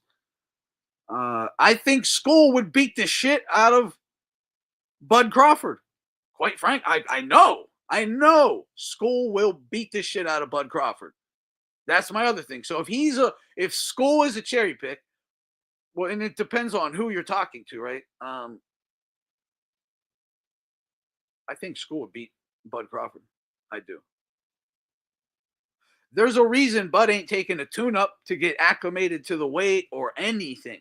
There's a reason he's not. There's a reason he's going to sit out the whole fucking year until September to fight Canelo. Because anybody he fights might whoop his ass. Anybody might whoop his ass. Any top 54 pounder that Turkey puts him in with is liable to just whoop his ass, okay?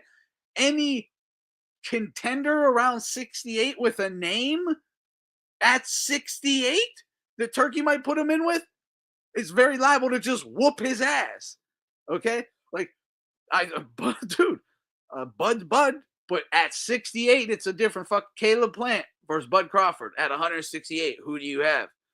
Bud Crawford versus Scull at 168. No clauses, no rehydrations. They just come in at their best. Who do you have? It is what it is. They all might fuck him up. He's not going to risk it. Would Turkey really allow Scull to win? Yeah. Yeah, I do think he would. Yep. Yeah. Canelo should win. Canelo should win. So that's what they're relying on. Like on a true even level playing field fight, Canelo should win. Like 75% of the time. Like on a simulation, 70, 75%. Like I'd say 70, he's winning. I think he's willing to roll them dice. And it softens. If you want to go into a conspiracy, it will soften Canelo up. You know? He might have to have another tough ass fight mentally, physically, and push through a lot. Might soften him up.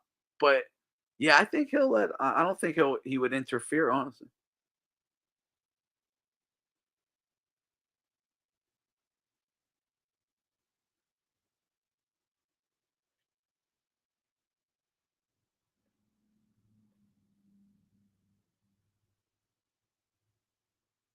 Yeah, they're probably, Dante and him definitely fucking twice his size is bullshit.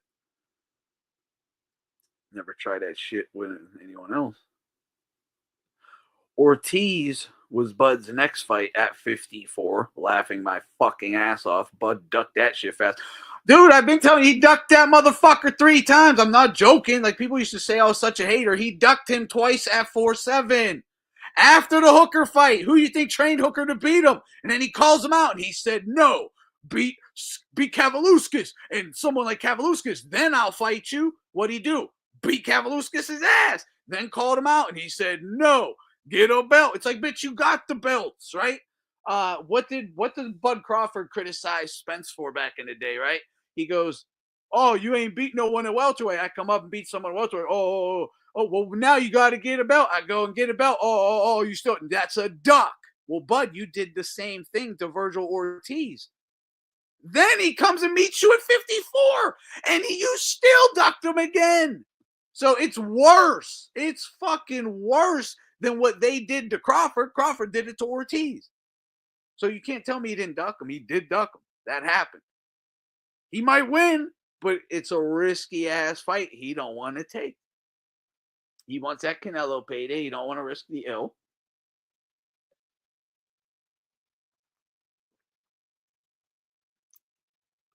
Yeah, that's all it is.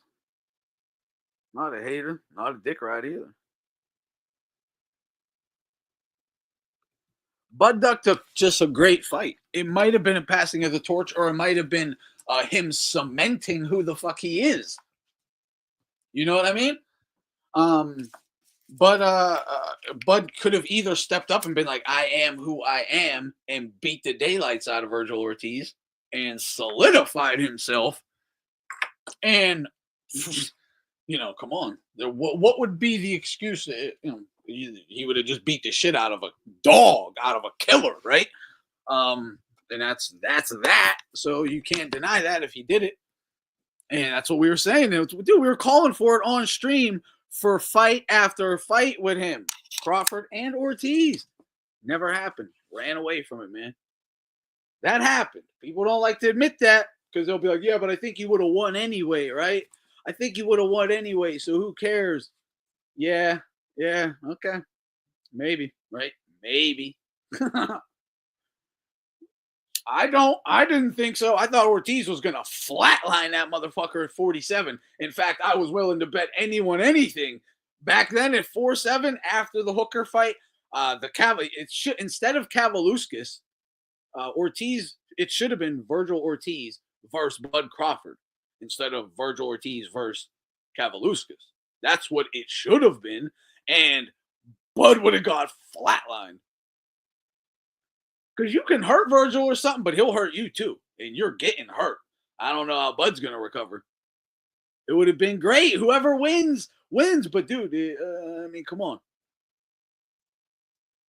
Great fan. Or great fight. It should have been. It should have been like the whatever. I mean, two greats. Any two, you can run it down.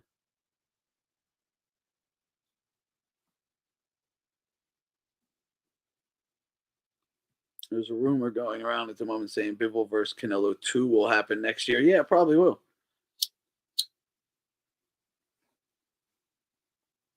I'm pretty convinced of that myself. In that I believe that because, but no matter what, right? Let's say Beterbiev wins this rematch.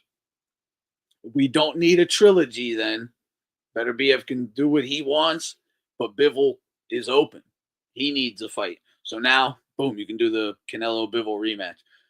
Easy. If Bivol wins this fight, well, they'll just have a rubber match at the end of the year. No matter what happens, if Bivol wins, he's open. If Bivol loses, he's open.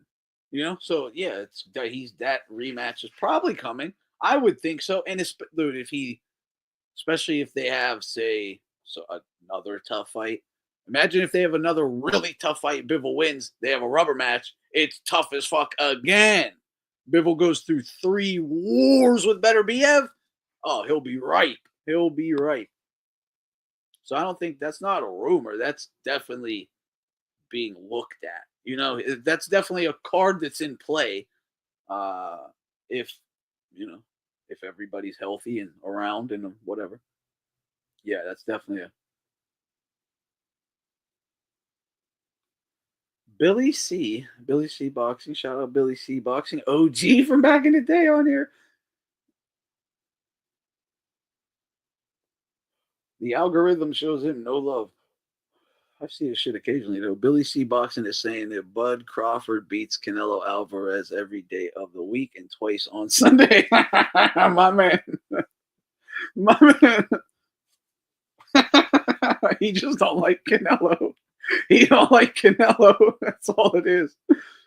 And when he's riding with a guy, or when I'll give it to him. When he's riding with a guy, he's riding with him. Billy C, that is. Was he really? Billy C Boxing was just inducted into the Florida Boxing Hall of Fame. Shut, that's fucking dope. That's cool.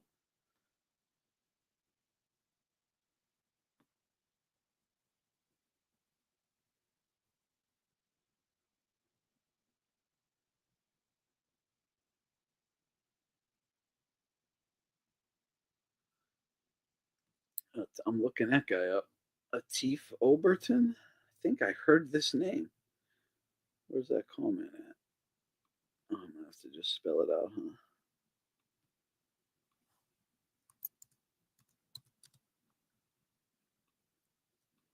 How do you spell that? Oberton. Atif Oberton.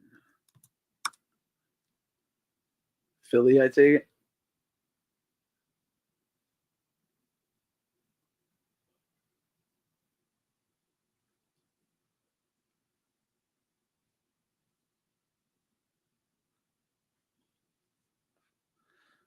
Oh, yeah, I saw this guy. I definitely did. I remember the fucking bald head, no eyebrows or whatever. Okay. I'll look into him. I can't remember him off the top, but I'll look into him. He's a big Crawford fan. He used to get mad at me when I would trash talk Crawford. Yeah, he's pretty cool. He's chill. When he rides with a guy, he rides with him. He likes Crawford, though. I didn't know he liked Crawford. I thought he just disliked Canelo because going back to just all the shenanigans. I know he wanted Canelo to beat Floyd, though. I remember that. He wanted Canelo to beat Floyd, but I think he was riding with Golovkin against Canelo, if I remember correctly.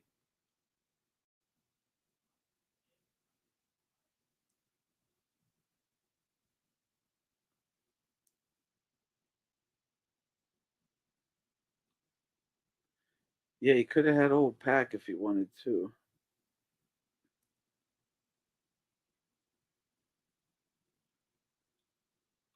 Yeah, Billy C hates Floyd. Yeah, we had a little bond over our hatred of Floyd.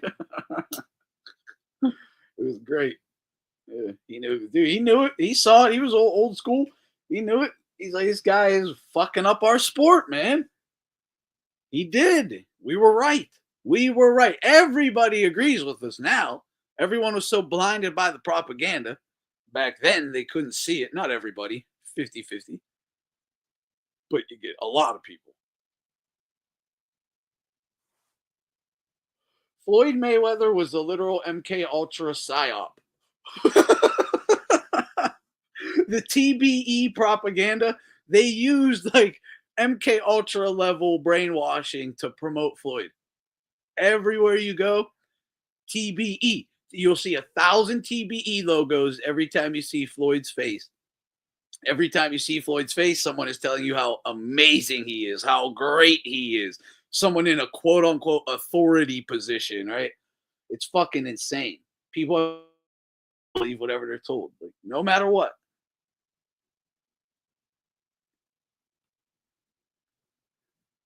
I saw a couple of them. I didn't see this. I guess he just put out like a very new one I hadn't seen, but he had one that was so funny a couple weeks back. Where he was talking about the Haneys. It was, dude, he nailed it. He said the same shit I always say. It was hilarious. He killed it.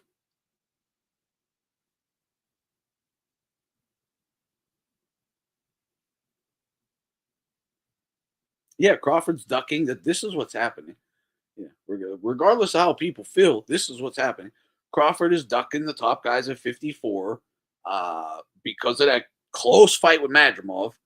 It has him scared to lose for an average payday, and he knows it's, the money train will kind of, he's going to have a very tough fight versus any of these guys at 54. So why not just go have the tough fight versus Canelo for much more money, right? He's like, I'd rather just go sell out to Canelo for a huge payday rather than fight a guy like Murder Zalayev or Ortiz or Boachuk or a rematch with Madrimov if he wins and looks good and things, He's like, yeah, why do that? I'm going to go for Canelo.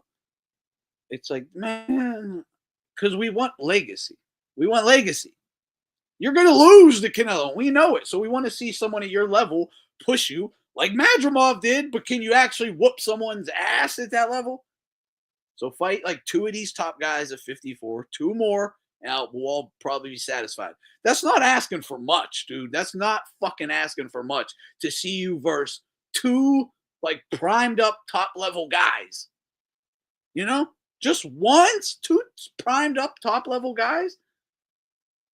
Yeah, Abdullah Mason is on the undercard, correct?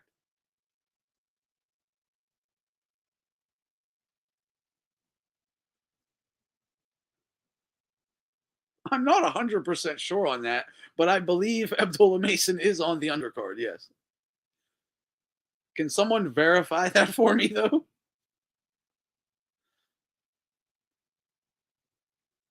Yeah. Okay. Yes, he is fighting Manuel Jaime.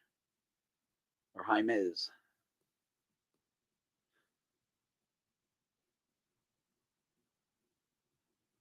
What happened with Canelo? What happened with Canelo? Foo? Or you blew him up in the toilet or whatever? Yeah, yeah, they'll get to unify all the titles again, right? Make Canelo undisputed again at 68. So when he fights Bud Crawford, it can be for undisputed, making it, Bud's attempt at a third division or whatever. Yeah, third division being undisputed. Yeah, so great selling points, right? Great selling points. I guess. I don't know. Is it? It's not really a selling point to me. I don't give a shit. Because again, the fights that you have and the guys that you have the fights against, that's what makes the title and the accolades and the legacy to me. The belts are good to have, I guess. I guess it helps keep you in the history books. But, you know.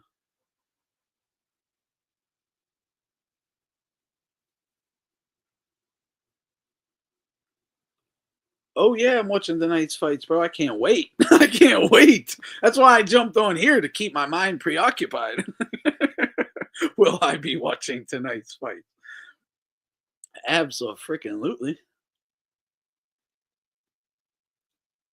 Yeah, I gotta wait till like 8 p.m. though, or something. I think the card don't start until 8 p.m. Eastern Standard Time.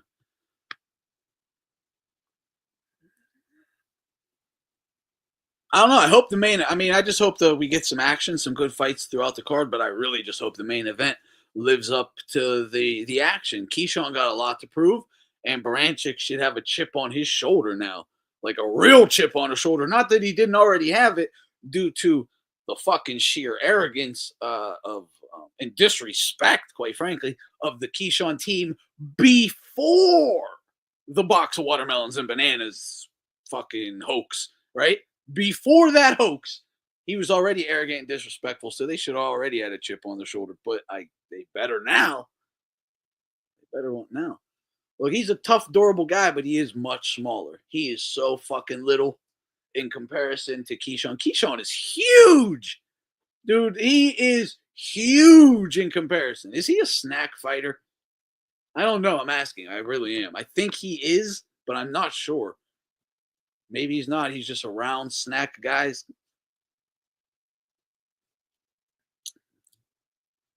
But is Keyshawn with snack? Because that dude is enormous. How the fuck he made 130? He weighed less. He weighed less than Berinchyk at the weigh-in, when Berinchyk is obviously much smaller and he was dry and sucked in. Keyshawn was wet and not sucked in at all. How is that possible? How is this fucking possible? Like, I don't understand it. When African Americans, black people, also on average have denser bones. Like, what? So your skeleton should even be heavier on average. Like, what the fuck is it? Doesn't, it's weird. It's weird. Like, I can't even trust. How am I supposed to trust these scales? Does he have twigs? He might have twigs for legs. He might have no ass, no thighs, skinny calves. I didn't ever look like that, you know? So it's possible.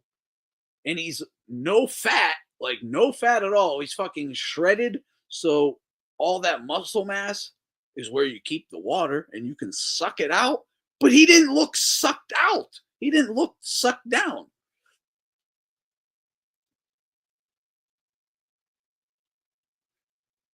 No, he ain't just taller. He ain't just taller. I'm sorry.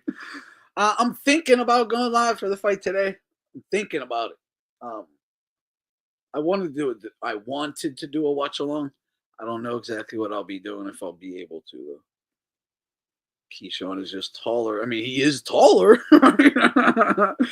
Keyshawn is much younger. He can cut weight better. Yeah, definitely. But Haney is younger and cuts weight great too, right? But when he cuts weight, he looks fucking sucked in.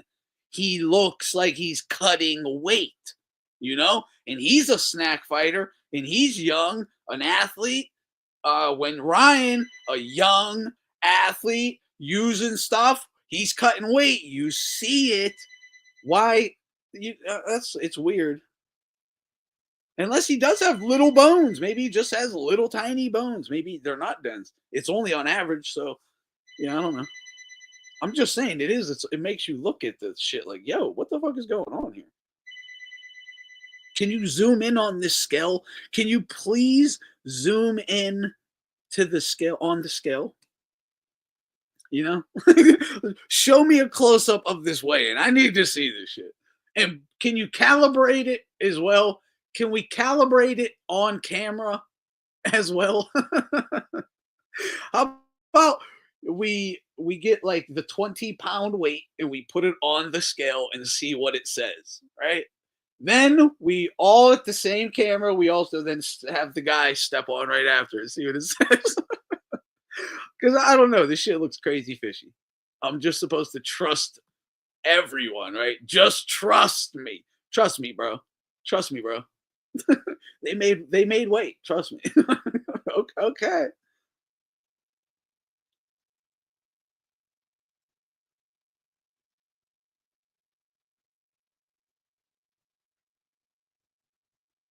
I saw Nico Ali Walsh made a post about Berinchyk, calling him a horrible racist, and his father fought against this stuff, and Berinchyk should be ashamed. I'm like, dude, he didn't send it. He didn't fucking send it, Ali. Like,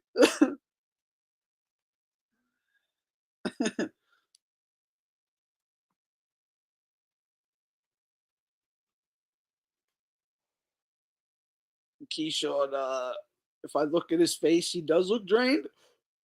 I don't know. I'll look.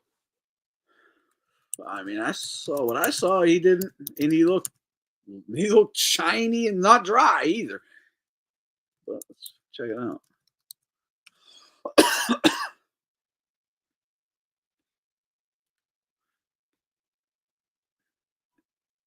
This is the Wayne right here, right?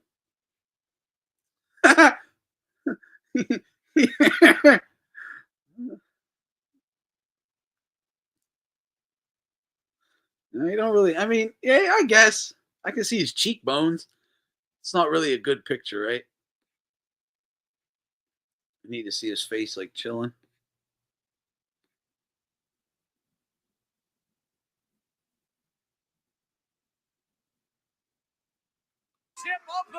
No, you're right. You're right. You can see the cheekbone, the line right here. This will fill out. Yeah, he's cutting. All right. This is a little bit better here. This is a bit better of an angle here.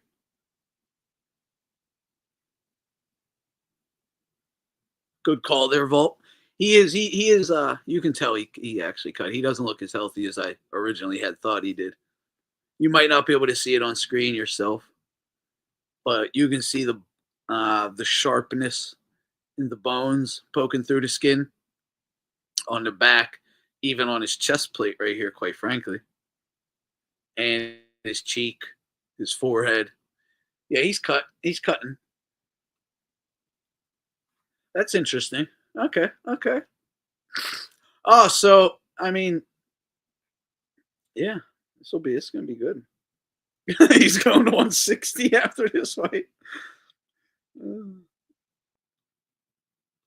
Well, that's the knock on him, right? That's the rumor. He got a weak chin. That is going around. I even saw some clips. There's some clips floating around to him getting chinned, not knocked out or anything like that, but getting rocked by a tomato can or whatever. One of these guys he just recently fought. I got the clip here. Let's find it. Oh man, shout out Fight Film. Did you guys see the thing that happened with Schofield Senior, Shakur, and involving Fight Film?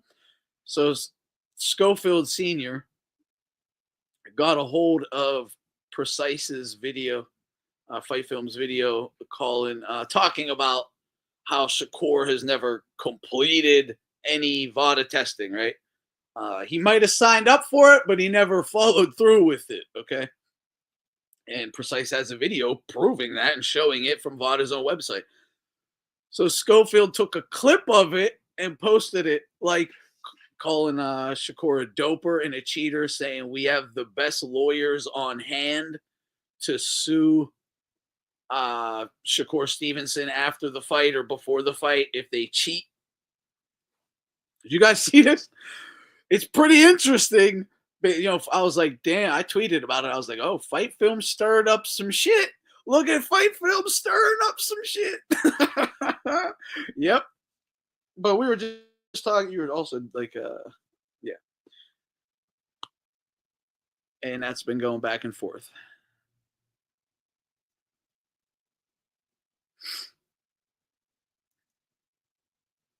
And go to Top Rank Stream and start at 40 minutes. That's the interview. What, with Keyshawn? Okay, so did you guys see this? So Kim Kardashian put this out like today or whatever, 15 hours ago. Oh, wait, no, she put this out. Holy shit. She put this out like at nighttime, probably so dudes could whack off to her or something. I'm just keeping it a bean because this is creepy, right? So she puts out a pic and it's like, yeah, okay, like pretty girl, right? Well, I'm sorry to do this to you, but apparently she was 14. Apparently she was 14 years old in the thirst trap that she puts out at like midnight. 15. 15 years old, 14, 15 years old, in the thirst trap she puts out in the middle of the night. It's fucking nuts, man. No, it is what it is. They know. These fools know where to go for the real info. They're not going to their fluffer YouTuber channels. No, because this is the thing. Look, boxing heads, all the hardcore boxing heads, it's a small community. And I mean hardcores. We all know each other. It is what it is. Okay. It's a small community. You want the goods, you know where to go. It just is what it is. Like I'm not watching everybody all the time, but if I want some good stuff, I can check the pulse. I can check the temperature of the boxing community and hardcore fans and knowledgeable fans really quick by going to a few places. And you can't check the real temperature by going to like the fluffer channels, right? You can't.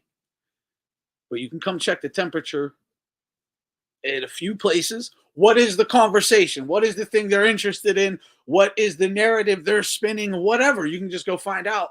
And you kind of you just come right here or right over there or wherever. A few places. You can tell she's like 14, 15 from that face. Yeah, it's crazy, right?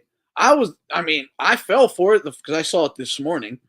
And like I was literally just gonna be like, because we were talking about when a few streams ago we were talking about when she was hot or whatever, because when Jed Outlaw Boxing saw her down in Sydney and met her down in Sydney, she wasn't that young though. I didn't know that's how young she was, so I hit like on it already.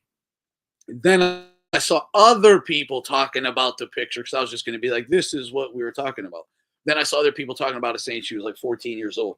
I was like, whoa. I was like, are you kidding me? And then I was like, wait, she actually posted this. Like a thirst trap of you as a super minor, right? No wonder Drake fucking DM'd you. No wonder fucking Kanye hates you and Drake DM'd you. Yeah, someone also asked. Well, I should probably wait. I got it elsewhere. Somebody else asked, I forget who it was, might have been Source of Boxing on X.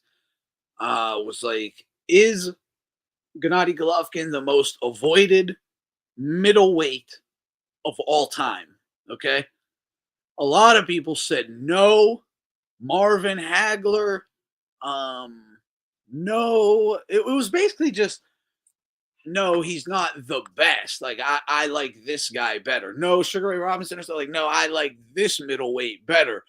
And I just said, yes, I can rattle off a list of notable names who avoided Gennady Golovkin that is longer than any list you can write on any other middleweight in freaking history. Anyone who even fought at middleweight, but maybe fought at other divisions as well. You can bring them, any of them up. There's a longer list of notable names that avoided Gennady Golovkin.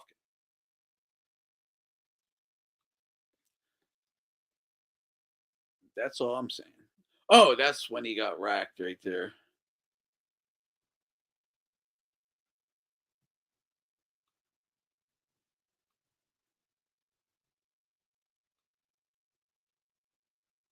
Yeah,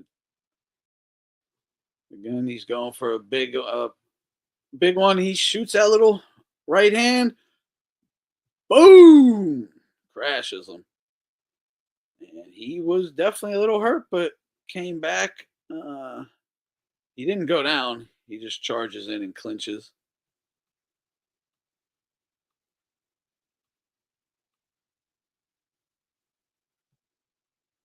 But yeah, this was going around. But I mean, he took it well. It's a hard shot. Whatever. It happens. Oh yeah, check this out. I thought you guys might want to know this. Shout out Lou DeBella. It says happy heavenly birthday to Arturo Gatti. For Gatti fans and boxing fans and fans of murder mystery documentaries, there's a 3-part documentary called Thunder, now streaming on Amazon Prime Video, that I'd highly recommend. It offers an investigation-based counter-conclusion to the Brazilian suicide that he doesn't agree with, and he's in it, I guess. Some other people are in it. They're giving their takes. I don't know if I've seen this or not. I have Amazon Prime. I plan on watching it. I haven't watched it yet. I saw this tweet last night. I was upstairs in my bedroom. I don't have Amazon Prime up there. I just don't have it set up. I have it down in my living room TV setup only. Right? I don't have everything synced up like I should, I guess. So I couldn't watch it. And then I went online and I didn't have my password logged in. So I was like, I'll watch it. I'll watch it tomorrow or whenever. But yeah, it's called Thunder. It's on Amazon Prime. I don't know if I saw it before. If it's new, I haven't saw it. If it's like new, there used to be. We did a watch along on here before with a documentary. Remember a Gatti murder documentary stream? I don't think it was this one though. So yeah.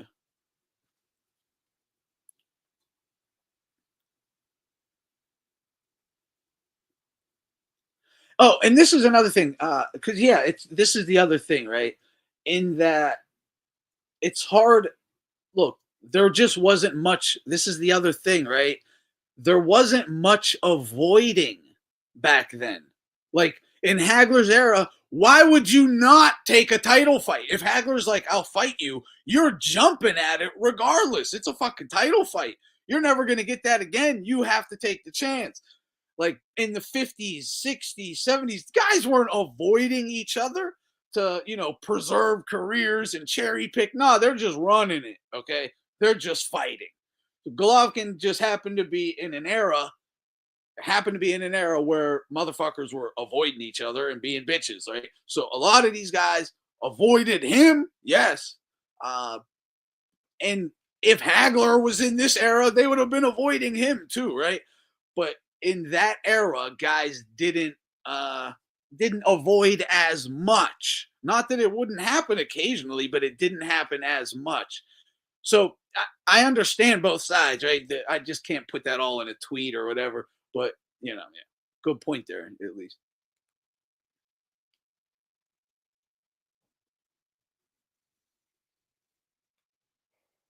I just want to make that clear as well. It does. I understand the advantage. See, I just know how to frame an argument. Right? I'm kind of, hey, I'm making my argument, so I'm going to frame it the way I want and present it and start it in this direction.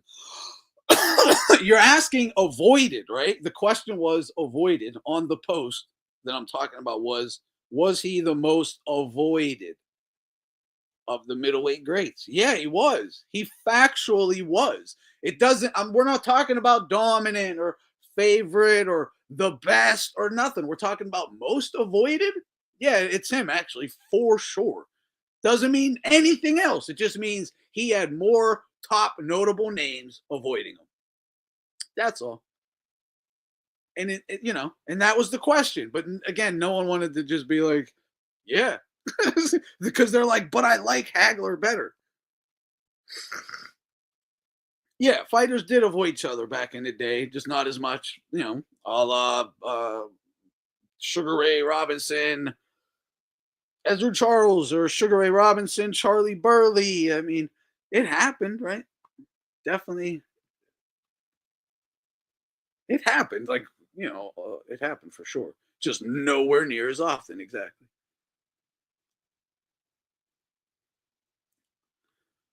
Lou DeBella should replace Bob Arum at Top Rank. Probably wouldn't even. Why? Why? Do you have a reason? I don't even think it would change much. Like, no disrespect to either person. I think it would probably stay the same.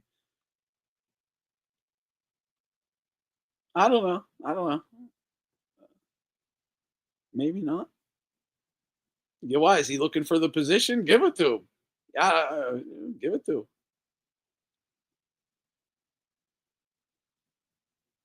him. Yeah.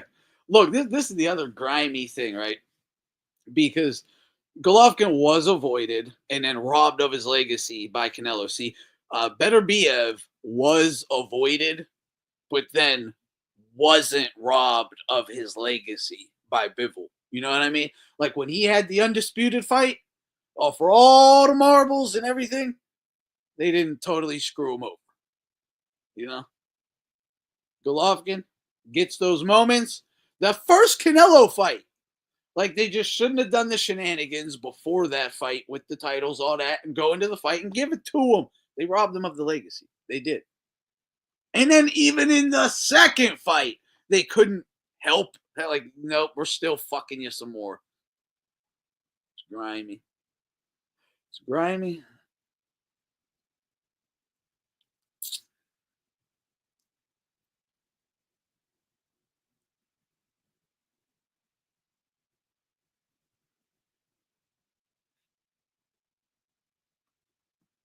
Did Hagler avoid Mike McCallum? To me, no. I can't. If you can explain, I remember I've had this. I've looked into this very much, and if I can remember, my answer was it was always no. But I can't even remember what the hell was going on at the time. Um, but no.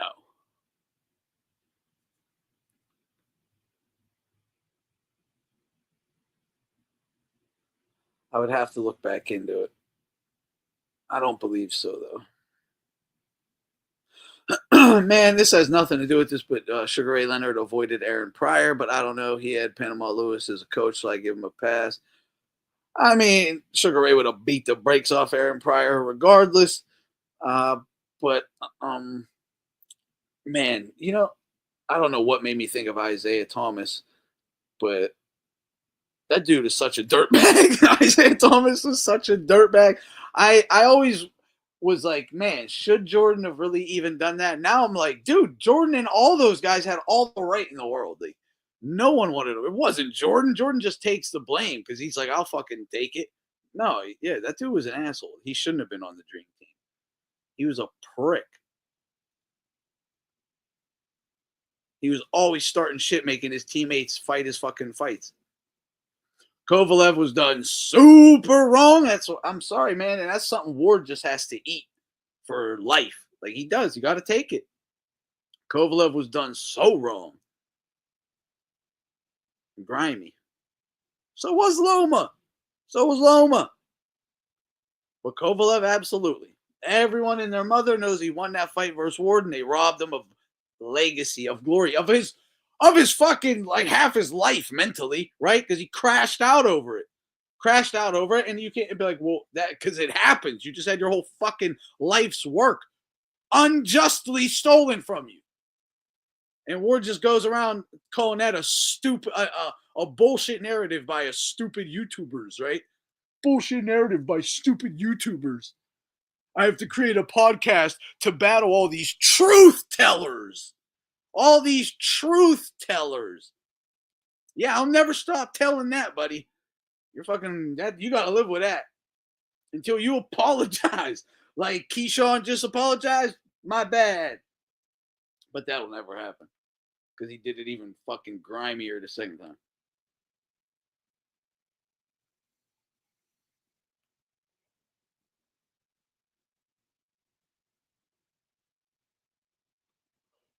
Nah, safe to talk boxing with anyone is.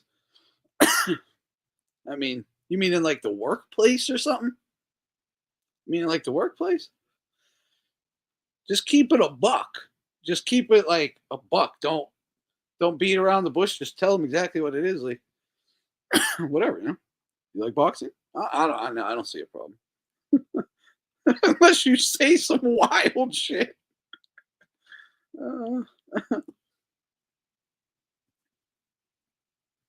Floyd deserves the criticism he gets because he called himself TBE.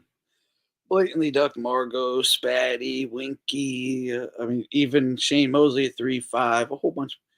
Jim Moore workplace. I mean, I always do it. I bring it up. It's like part of it's what I do, right? I bring up boxing everywhere. Like, anyone watch boxing or UFC? Anyone into boxing or MMA? That's like one of my go-to questions. Hey, you fellas into boxing? MMA? I do it everywhere. The gym, the work. No, I never had a problem ever. Ever. Now you'll find a lot of common ground, in fact. I think you'll find a lot of common ground.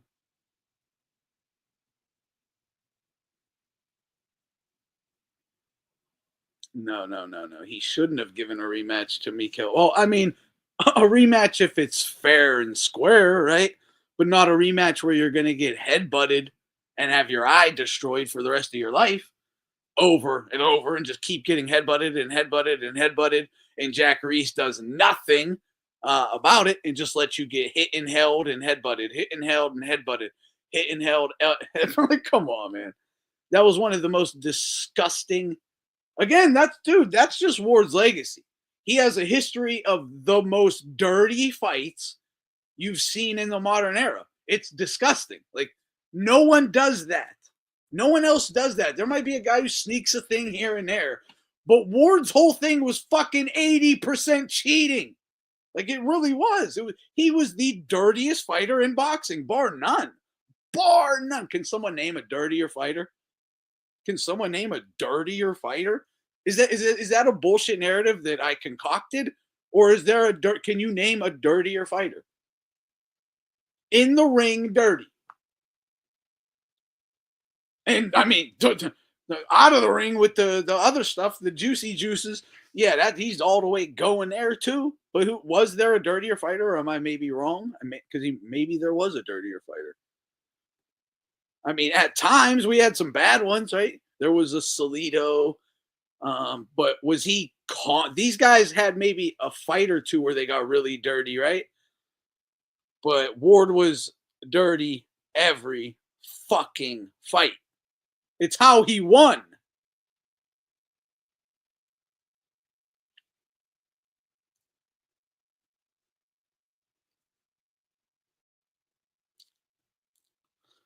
You sound like a fucking cheater. Because no, I haven't answered you. I always say just hit him back. Elbow the motherfucker right back in his face. Punch him in his fucking dick harder. Whatever he does to me, I'm doing back 10 times harder. In fact, you foul me in any way, I'm just elbowing you in your fucking eye. So no victim shit here. I've always said that. In fact, chat, have I not always said elbow him right in his fucking eye as hard as you can? You foul me, I'm blasting your eye out your head, bro. So not a victim at all. But that's what you got coming to you. That's what you got coming to you for being a cheating little pussy, right? This is boxing, the sport of fucking the sweet science. If you have to cheat to compete, you don't belong. You sound like a bum that has to cheat.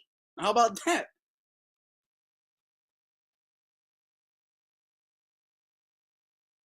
No victim. I don't know what the fuck you're talking about. I just explained it. Why do you need to cheat? Why? Why do you need? Because now I have to blow your eye out of your head with an elbow, right?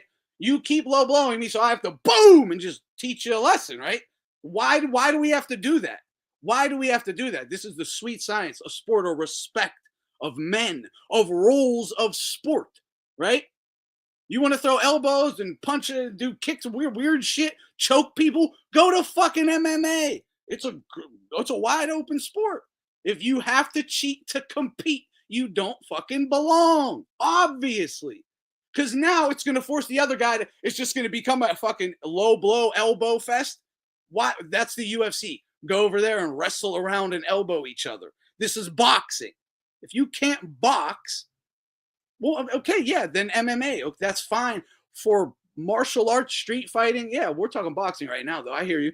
In terms of better to learn boxing, martial arts through practical application of Andre Ward. That's the ref's job to monitor.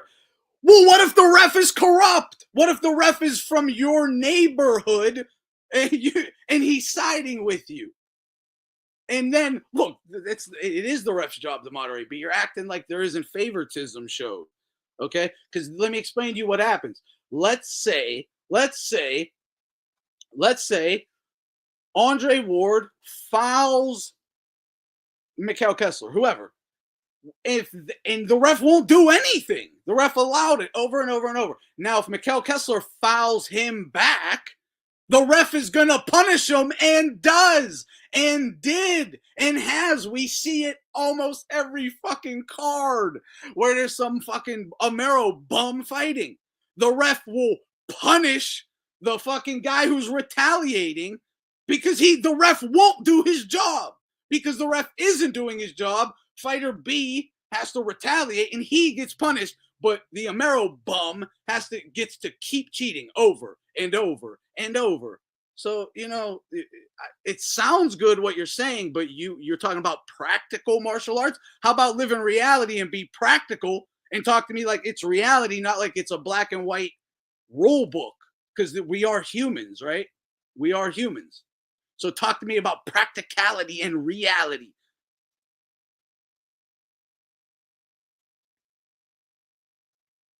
You're a clown. You're an Amero bum fanboy who knows you have to cheat to win. You're an Amero bum fanboy who knows you have to cheat to win, and it makes you feel silly because you can't win otherwise. I just said elbow the motherfucker's eye out, but now I'm going to end your Amero bum's career. That's what Golovkin or Kovalev would have to do, right? End Andre Ward's career like he did Kessler, blow his eye right out of his head in retaliation. And then what are you going to do? You're going to cry. You're the one here crying to begin with. You're the victim. You get victimized recently? Because I haven't said anything wrong, and you keep saying victim. I'm speaking facts, reality, and you're over here saying victim? You're the victim then. It is what it is.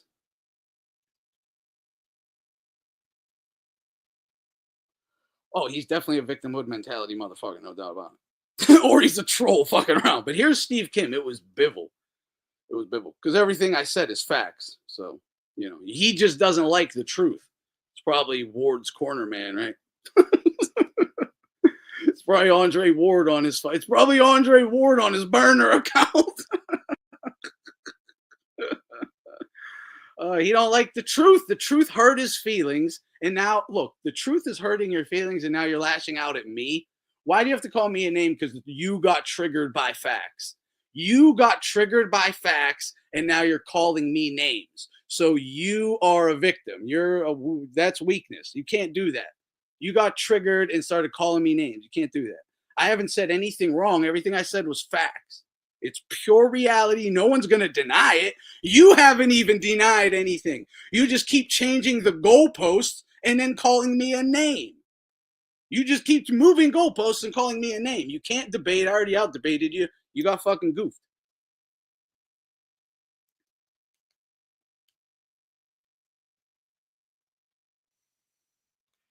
No, it's definitely not. It's definitely not. But I just know that's what he's mad over. I just know he's mad I was talking about the fucking Andre Ward. That's the only thing that triggered him. That's why I said it's literally probably Andre Ward's burner account. But definitely not, yeah. Yeah, Tyson and Holyfield were very dirty. What was your first impression of this country? Of America? Yes. When I came there, first of all, what I saw, it was Hollywood, and I thought he comes to Hollywood. Steve's like, his first place in America is Hollywood. I think of that. I'm going to Hollywood, baby. His first impression. He's like, I'm going to fucking Hollywood. I saw it was Hollywood, and I thought, wow, it's so dirty. He thought he was going to Hollywood. He's like, it's fucking filthy. This is Hollywood. It's an open air drug market. It's a prostitution is everywhere. Yeah. People saw titties out up and down the boulevard and was like, fuck this.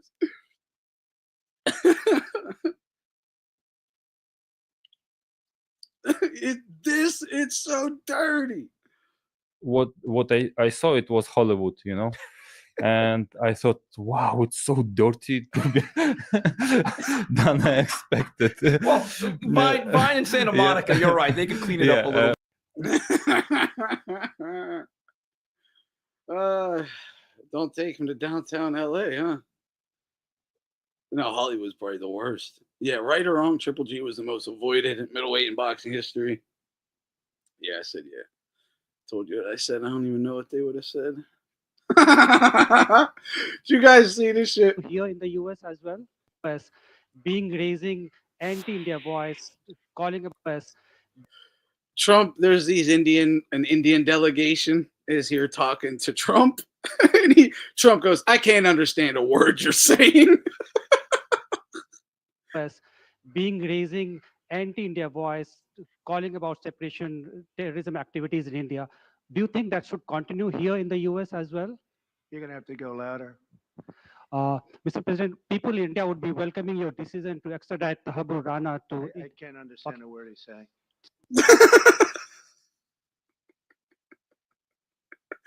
I can't understand a word he's saying.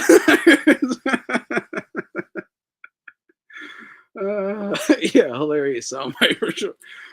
Dude, we just talked about this. Remember there was that guy going around that was like, I have no talents, but they tell me I'm a great speaker.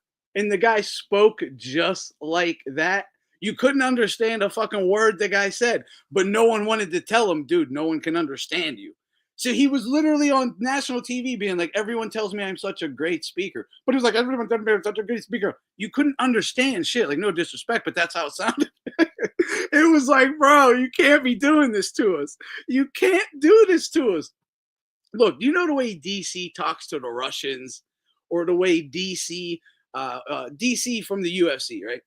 Daniel Cormier, how Daniel Cormier talks to the Russians, or Daniel Cormier will talk to like an Asian. He'll adopt some of their language, right?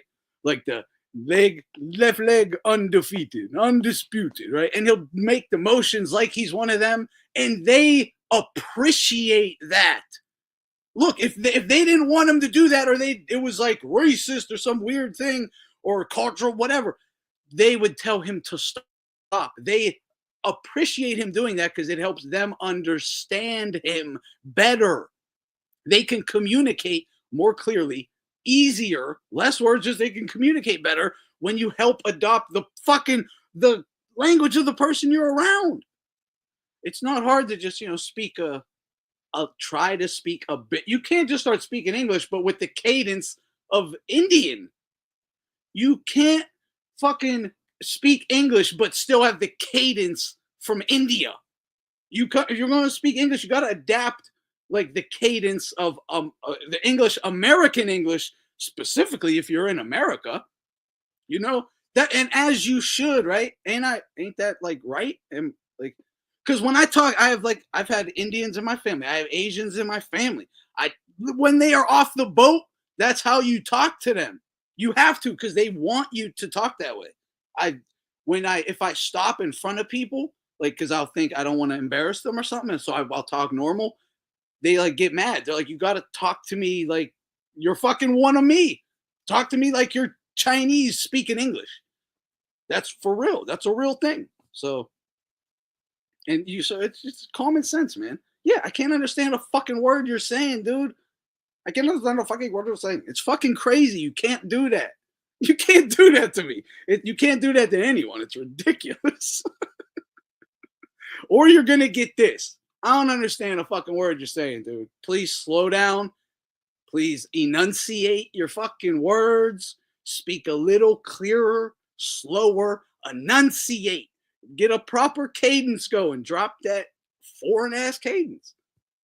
And I'll help adopt some of yours if needed. Like if I have to meet you in the middle, we can meet in the middle. But you can't be like 100 one way because I can't understand you. And people in India would be welcoming your decision to extradite Habur Rana to. I can't understand a word he's saying. It is what it is. Because we can go both ways. I'll meet you in the middle. But it can't be 100. Like just you go 100 one way, and I'm like left out here because I ain't dealing with it. Can't understand you. I'm not gonna like just keep asking you to repeat yourself over and over. And we can't understand you. It's a real thing. You're speaking too fast in a cadence we're not familiar with, and you fucking don't enunciate. It's how our brains are trained, man. Like this is common sense, you know. It should be. I thought.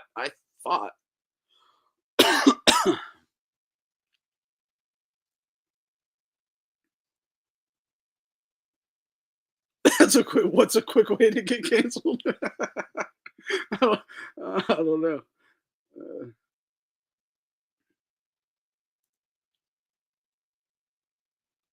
Yeah, they're not. I mean, some people I'm sure are saying that, but come on, no one cares. No one cares. Yeah, this was a glorious night. This was a glorious night.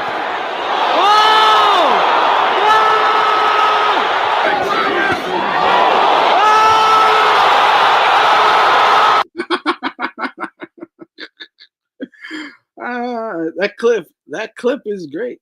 Okay, here's Keyshawn and Tiafimo sparring. And Tio's whooping his ass, telling him to take his head, like saying, let's fight. Let's talk.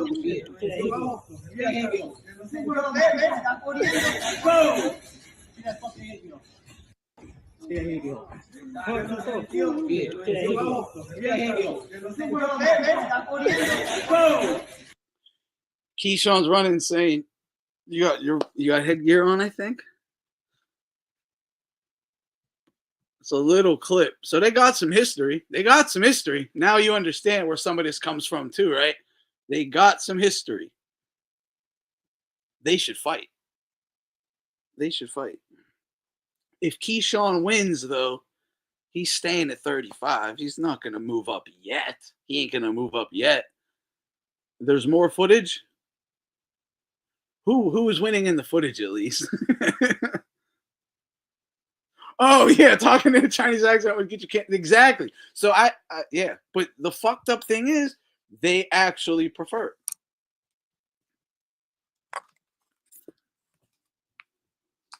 I mean, they say they prefer it when they're like fresh off the boat or whatever. They say they prefer it. I've done it for years, and it does make communication easier. It really does. I think it does because our communication definitely got better once I started doing it. Keyshawn whooped him in that sparring. To be honest, did he? Oh, buddy. Oh, yes, I heard about this, Bray. Apparently, at the end of the sparring, Lopez's father was jumped by Keyshawn and his brothers. What happened there? I heard this story that they jumped his dad. The T.O. Sr. got jumped, but I heard it could have been Keyshawn and Shakur.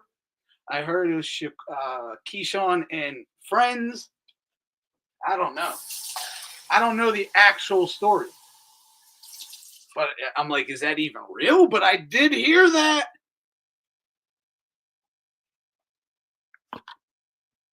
Yeah, and that's the other thing, right? If they had to jump his pops, I probably doubt that Keyshawn whooped them, right? Unless Keyshawn whooped them, and then unless Keyshawn did win, and that made Senior say something crazy. Exactly. Something tells me Senior started that altercation, says BDA. Yeah, it's possible, right? It's possible. I could see that very easily. Maybe if Tio was losing, he said something, blah, blah. Tag me on Twitter.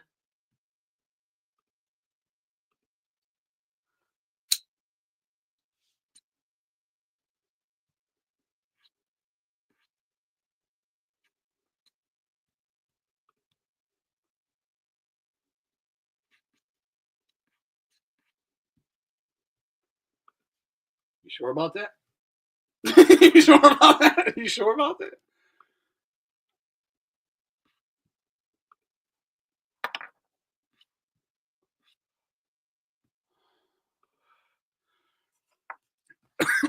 But if that happened, that's again, it makes for a great fight.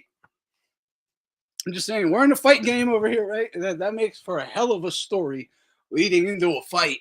The bad blood already, them trolling each other.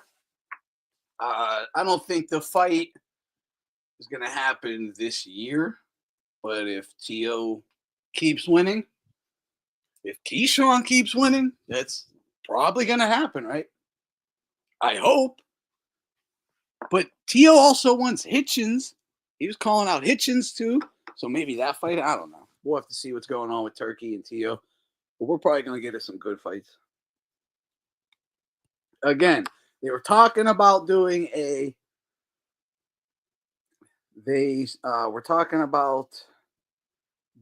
a boxing event at like historical sites, right? Like video game, like someone said, like video Street Fighter type venues. Like the Roman Colosseum, Alcatraz, the pyramids, right? Doing these crazy events. But if they do one with T.O. at Alcatraz, dude, I'm telling you, if you got the money, you're there, near there, you can afford it or whatever, you should try. You should just go. You should be there if you can get there. That's going to, no matter what, that's an incredible once in a lifetime experience. That'd be awesome.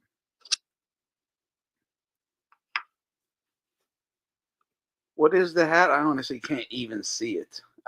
There's a clock that, like a little timer that is blocking out the hat. I thought it was like Make America Great Again or something? Make boxing great again? Something like that.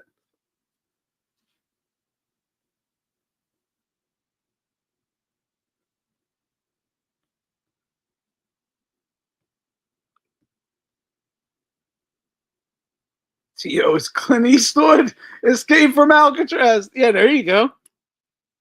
Yeah, he could do something like that. I'm telling you, that event would be so awesome.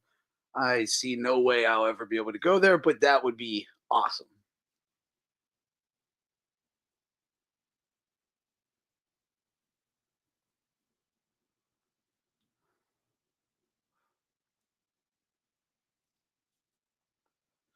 Yeah, I don't think the whole thing going on with Top Rank is with, I mean, something's going on with the Ali Act, man. There's like a real shakeup possibly happening. I don't know how serious it is. I don't know if those Endeavor guys, Ari Emanuel and Endeavor and the TKO guys, if they can actually abolish the Ali Act. I don't know, but they're trying or something. They're trying. I mean, to get rid of it, yeah. And that's going to just, I don't know. If Turkey has everybody and he has the Ring title, right? He got Ring Magazine's title, the Lineal title, Ring Magazine's title. They'll just make that the only thing that matters, right? It'll be back to one title, the Ring Magazine Championship, right? And the sanctioning bodies are gone. You don't need them no more. Not only are they gone, it's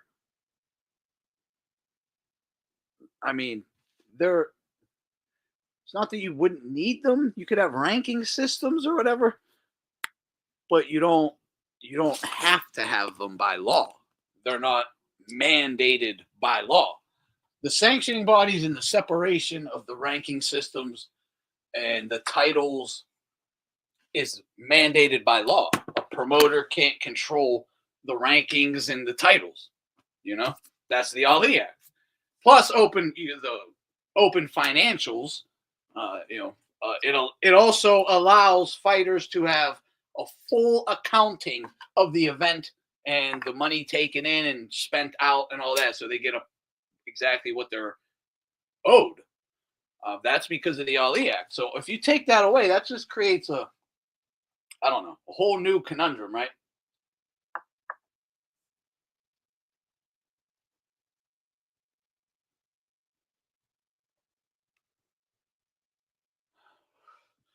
The Ali Act can be subverted, like Heyman, right? But this is the other thing. He couldn't create his own title. Al Heyman couldn't create his own title by law, no matter what, because they're still going to look at him as it's a promotional thing. PBC can't have a PBC title. They would have needed the Ring Magazine Championship. Think of everything they stole, that they stole from Golden Boy. They didn't have the fucking capacity to steal the Ring Magazine and the Ring Championship. They didn't have the brains to take the most important thing, maybe, besides the fighters, right? Because they would have just had the Ring title. It's not a PBC championship or nothing. It's the Ring.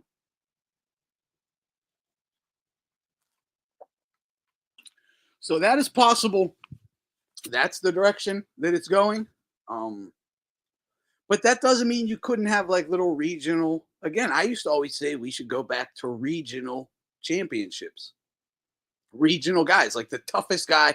Remember, dude, there used to be the Pennsylvania state champion, the Ohio state champion, the California state champion, the New York state champion. And they would fight for champion of certain sections of America, the North champion of the Northeast or whatever it would be called. Then you'd have the America, United States of America, North American champion, world champion. You can still have these organizations around. They can just be for that kind of a purpose, as like a, what they're kind of supposed to be, right? Like a stepping stone to the real world title. There's only one. There should only be one. There really should be only one.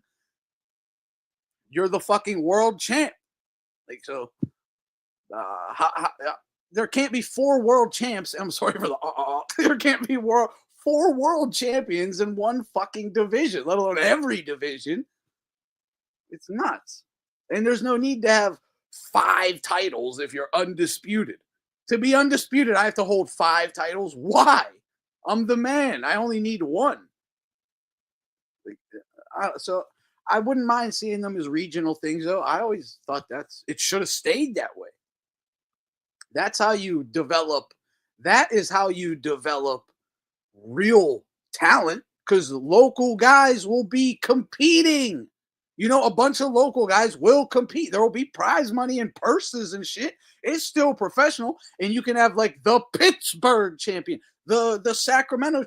There's little things you like. I'm not saying the WBC, but local promotions can set that up, boost it. You keep working. It's how you work your way up. Imagine the accumulation of talent and fighters who would be signing up and just testing their shit out, right? Testing their skills out. You'd have a never-ending supply of young talent, like young, skilled talent, because they would have actually earned it and worked their way up. It's how it's typically supposed to be run in theory, right? But yeah, that, and as well, the history matters. The man who beat the man. Yeah, I would love to see that. An American boxing needs a title system like the UK with the Commonwealth title. And I mean, again, we had it. We used to have it. Again, there were state champions, regional champions, the champion of the United States.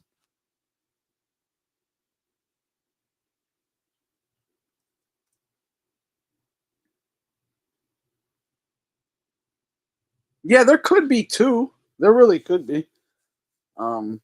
In terms of, I see what you're saying, honestly.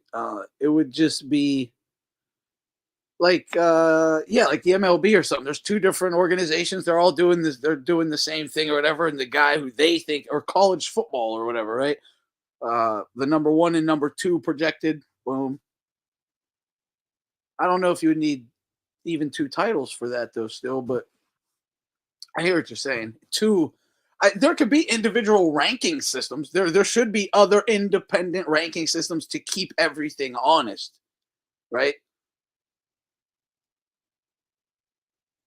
Like I would definitely stand for the ranking systems to individual ones, not just the ring rankings or something. Other ranking bodies that to keep everything honest.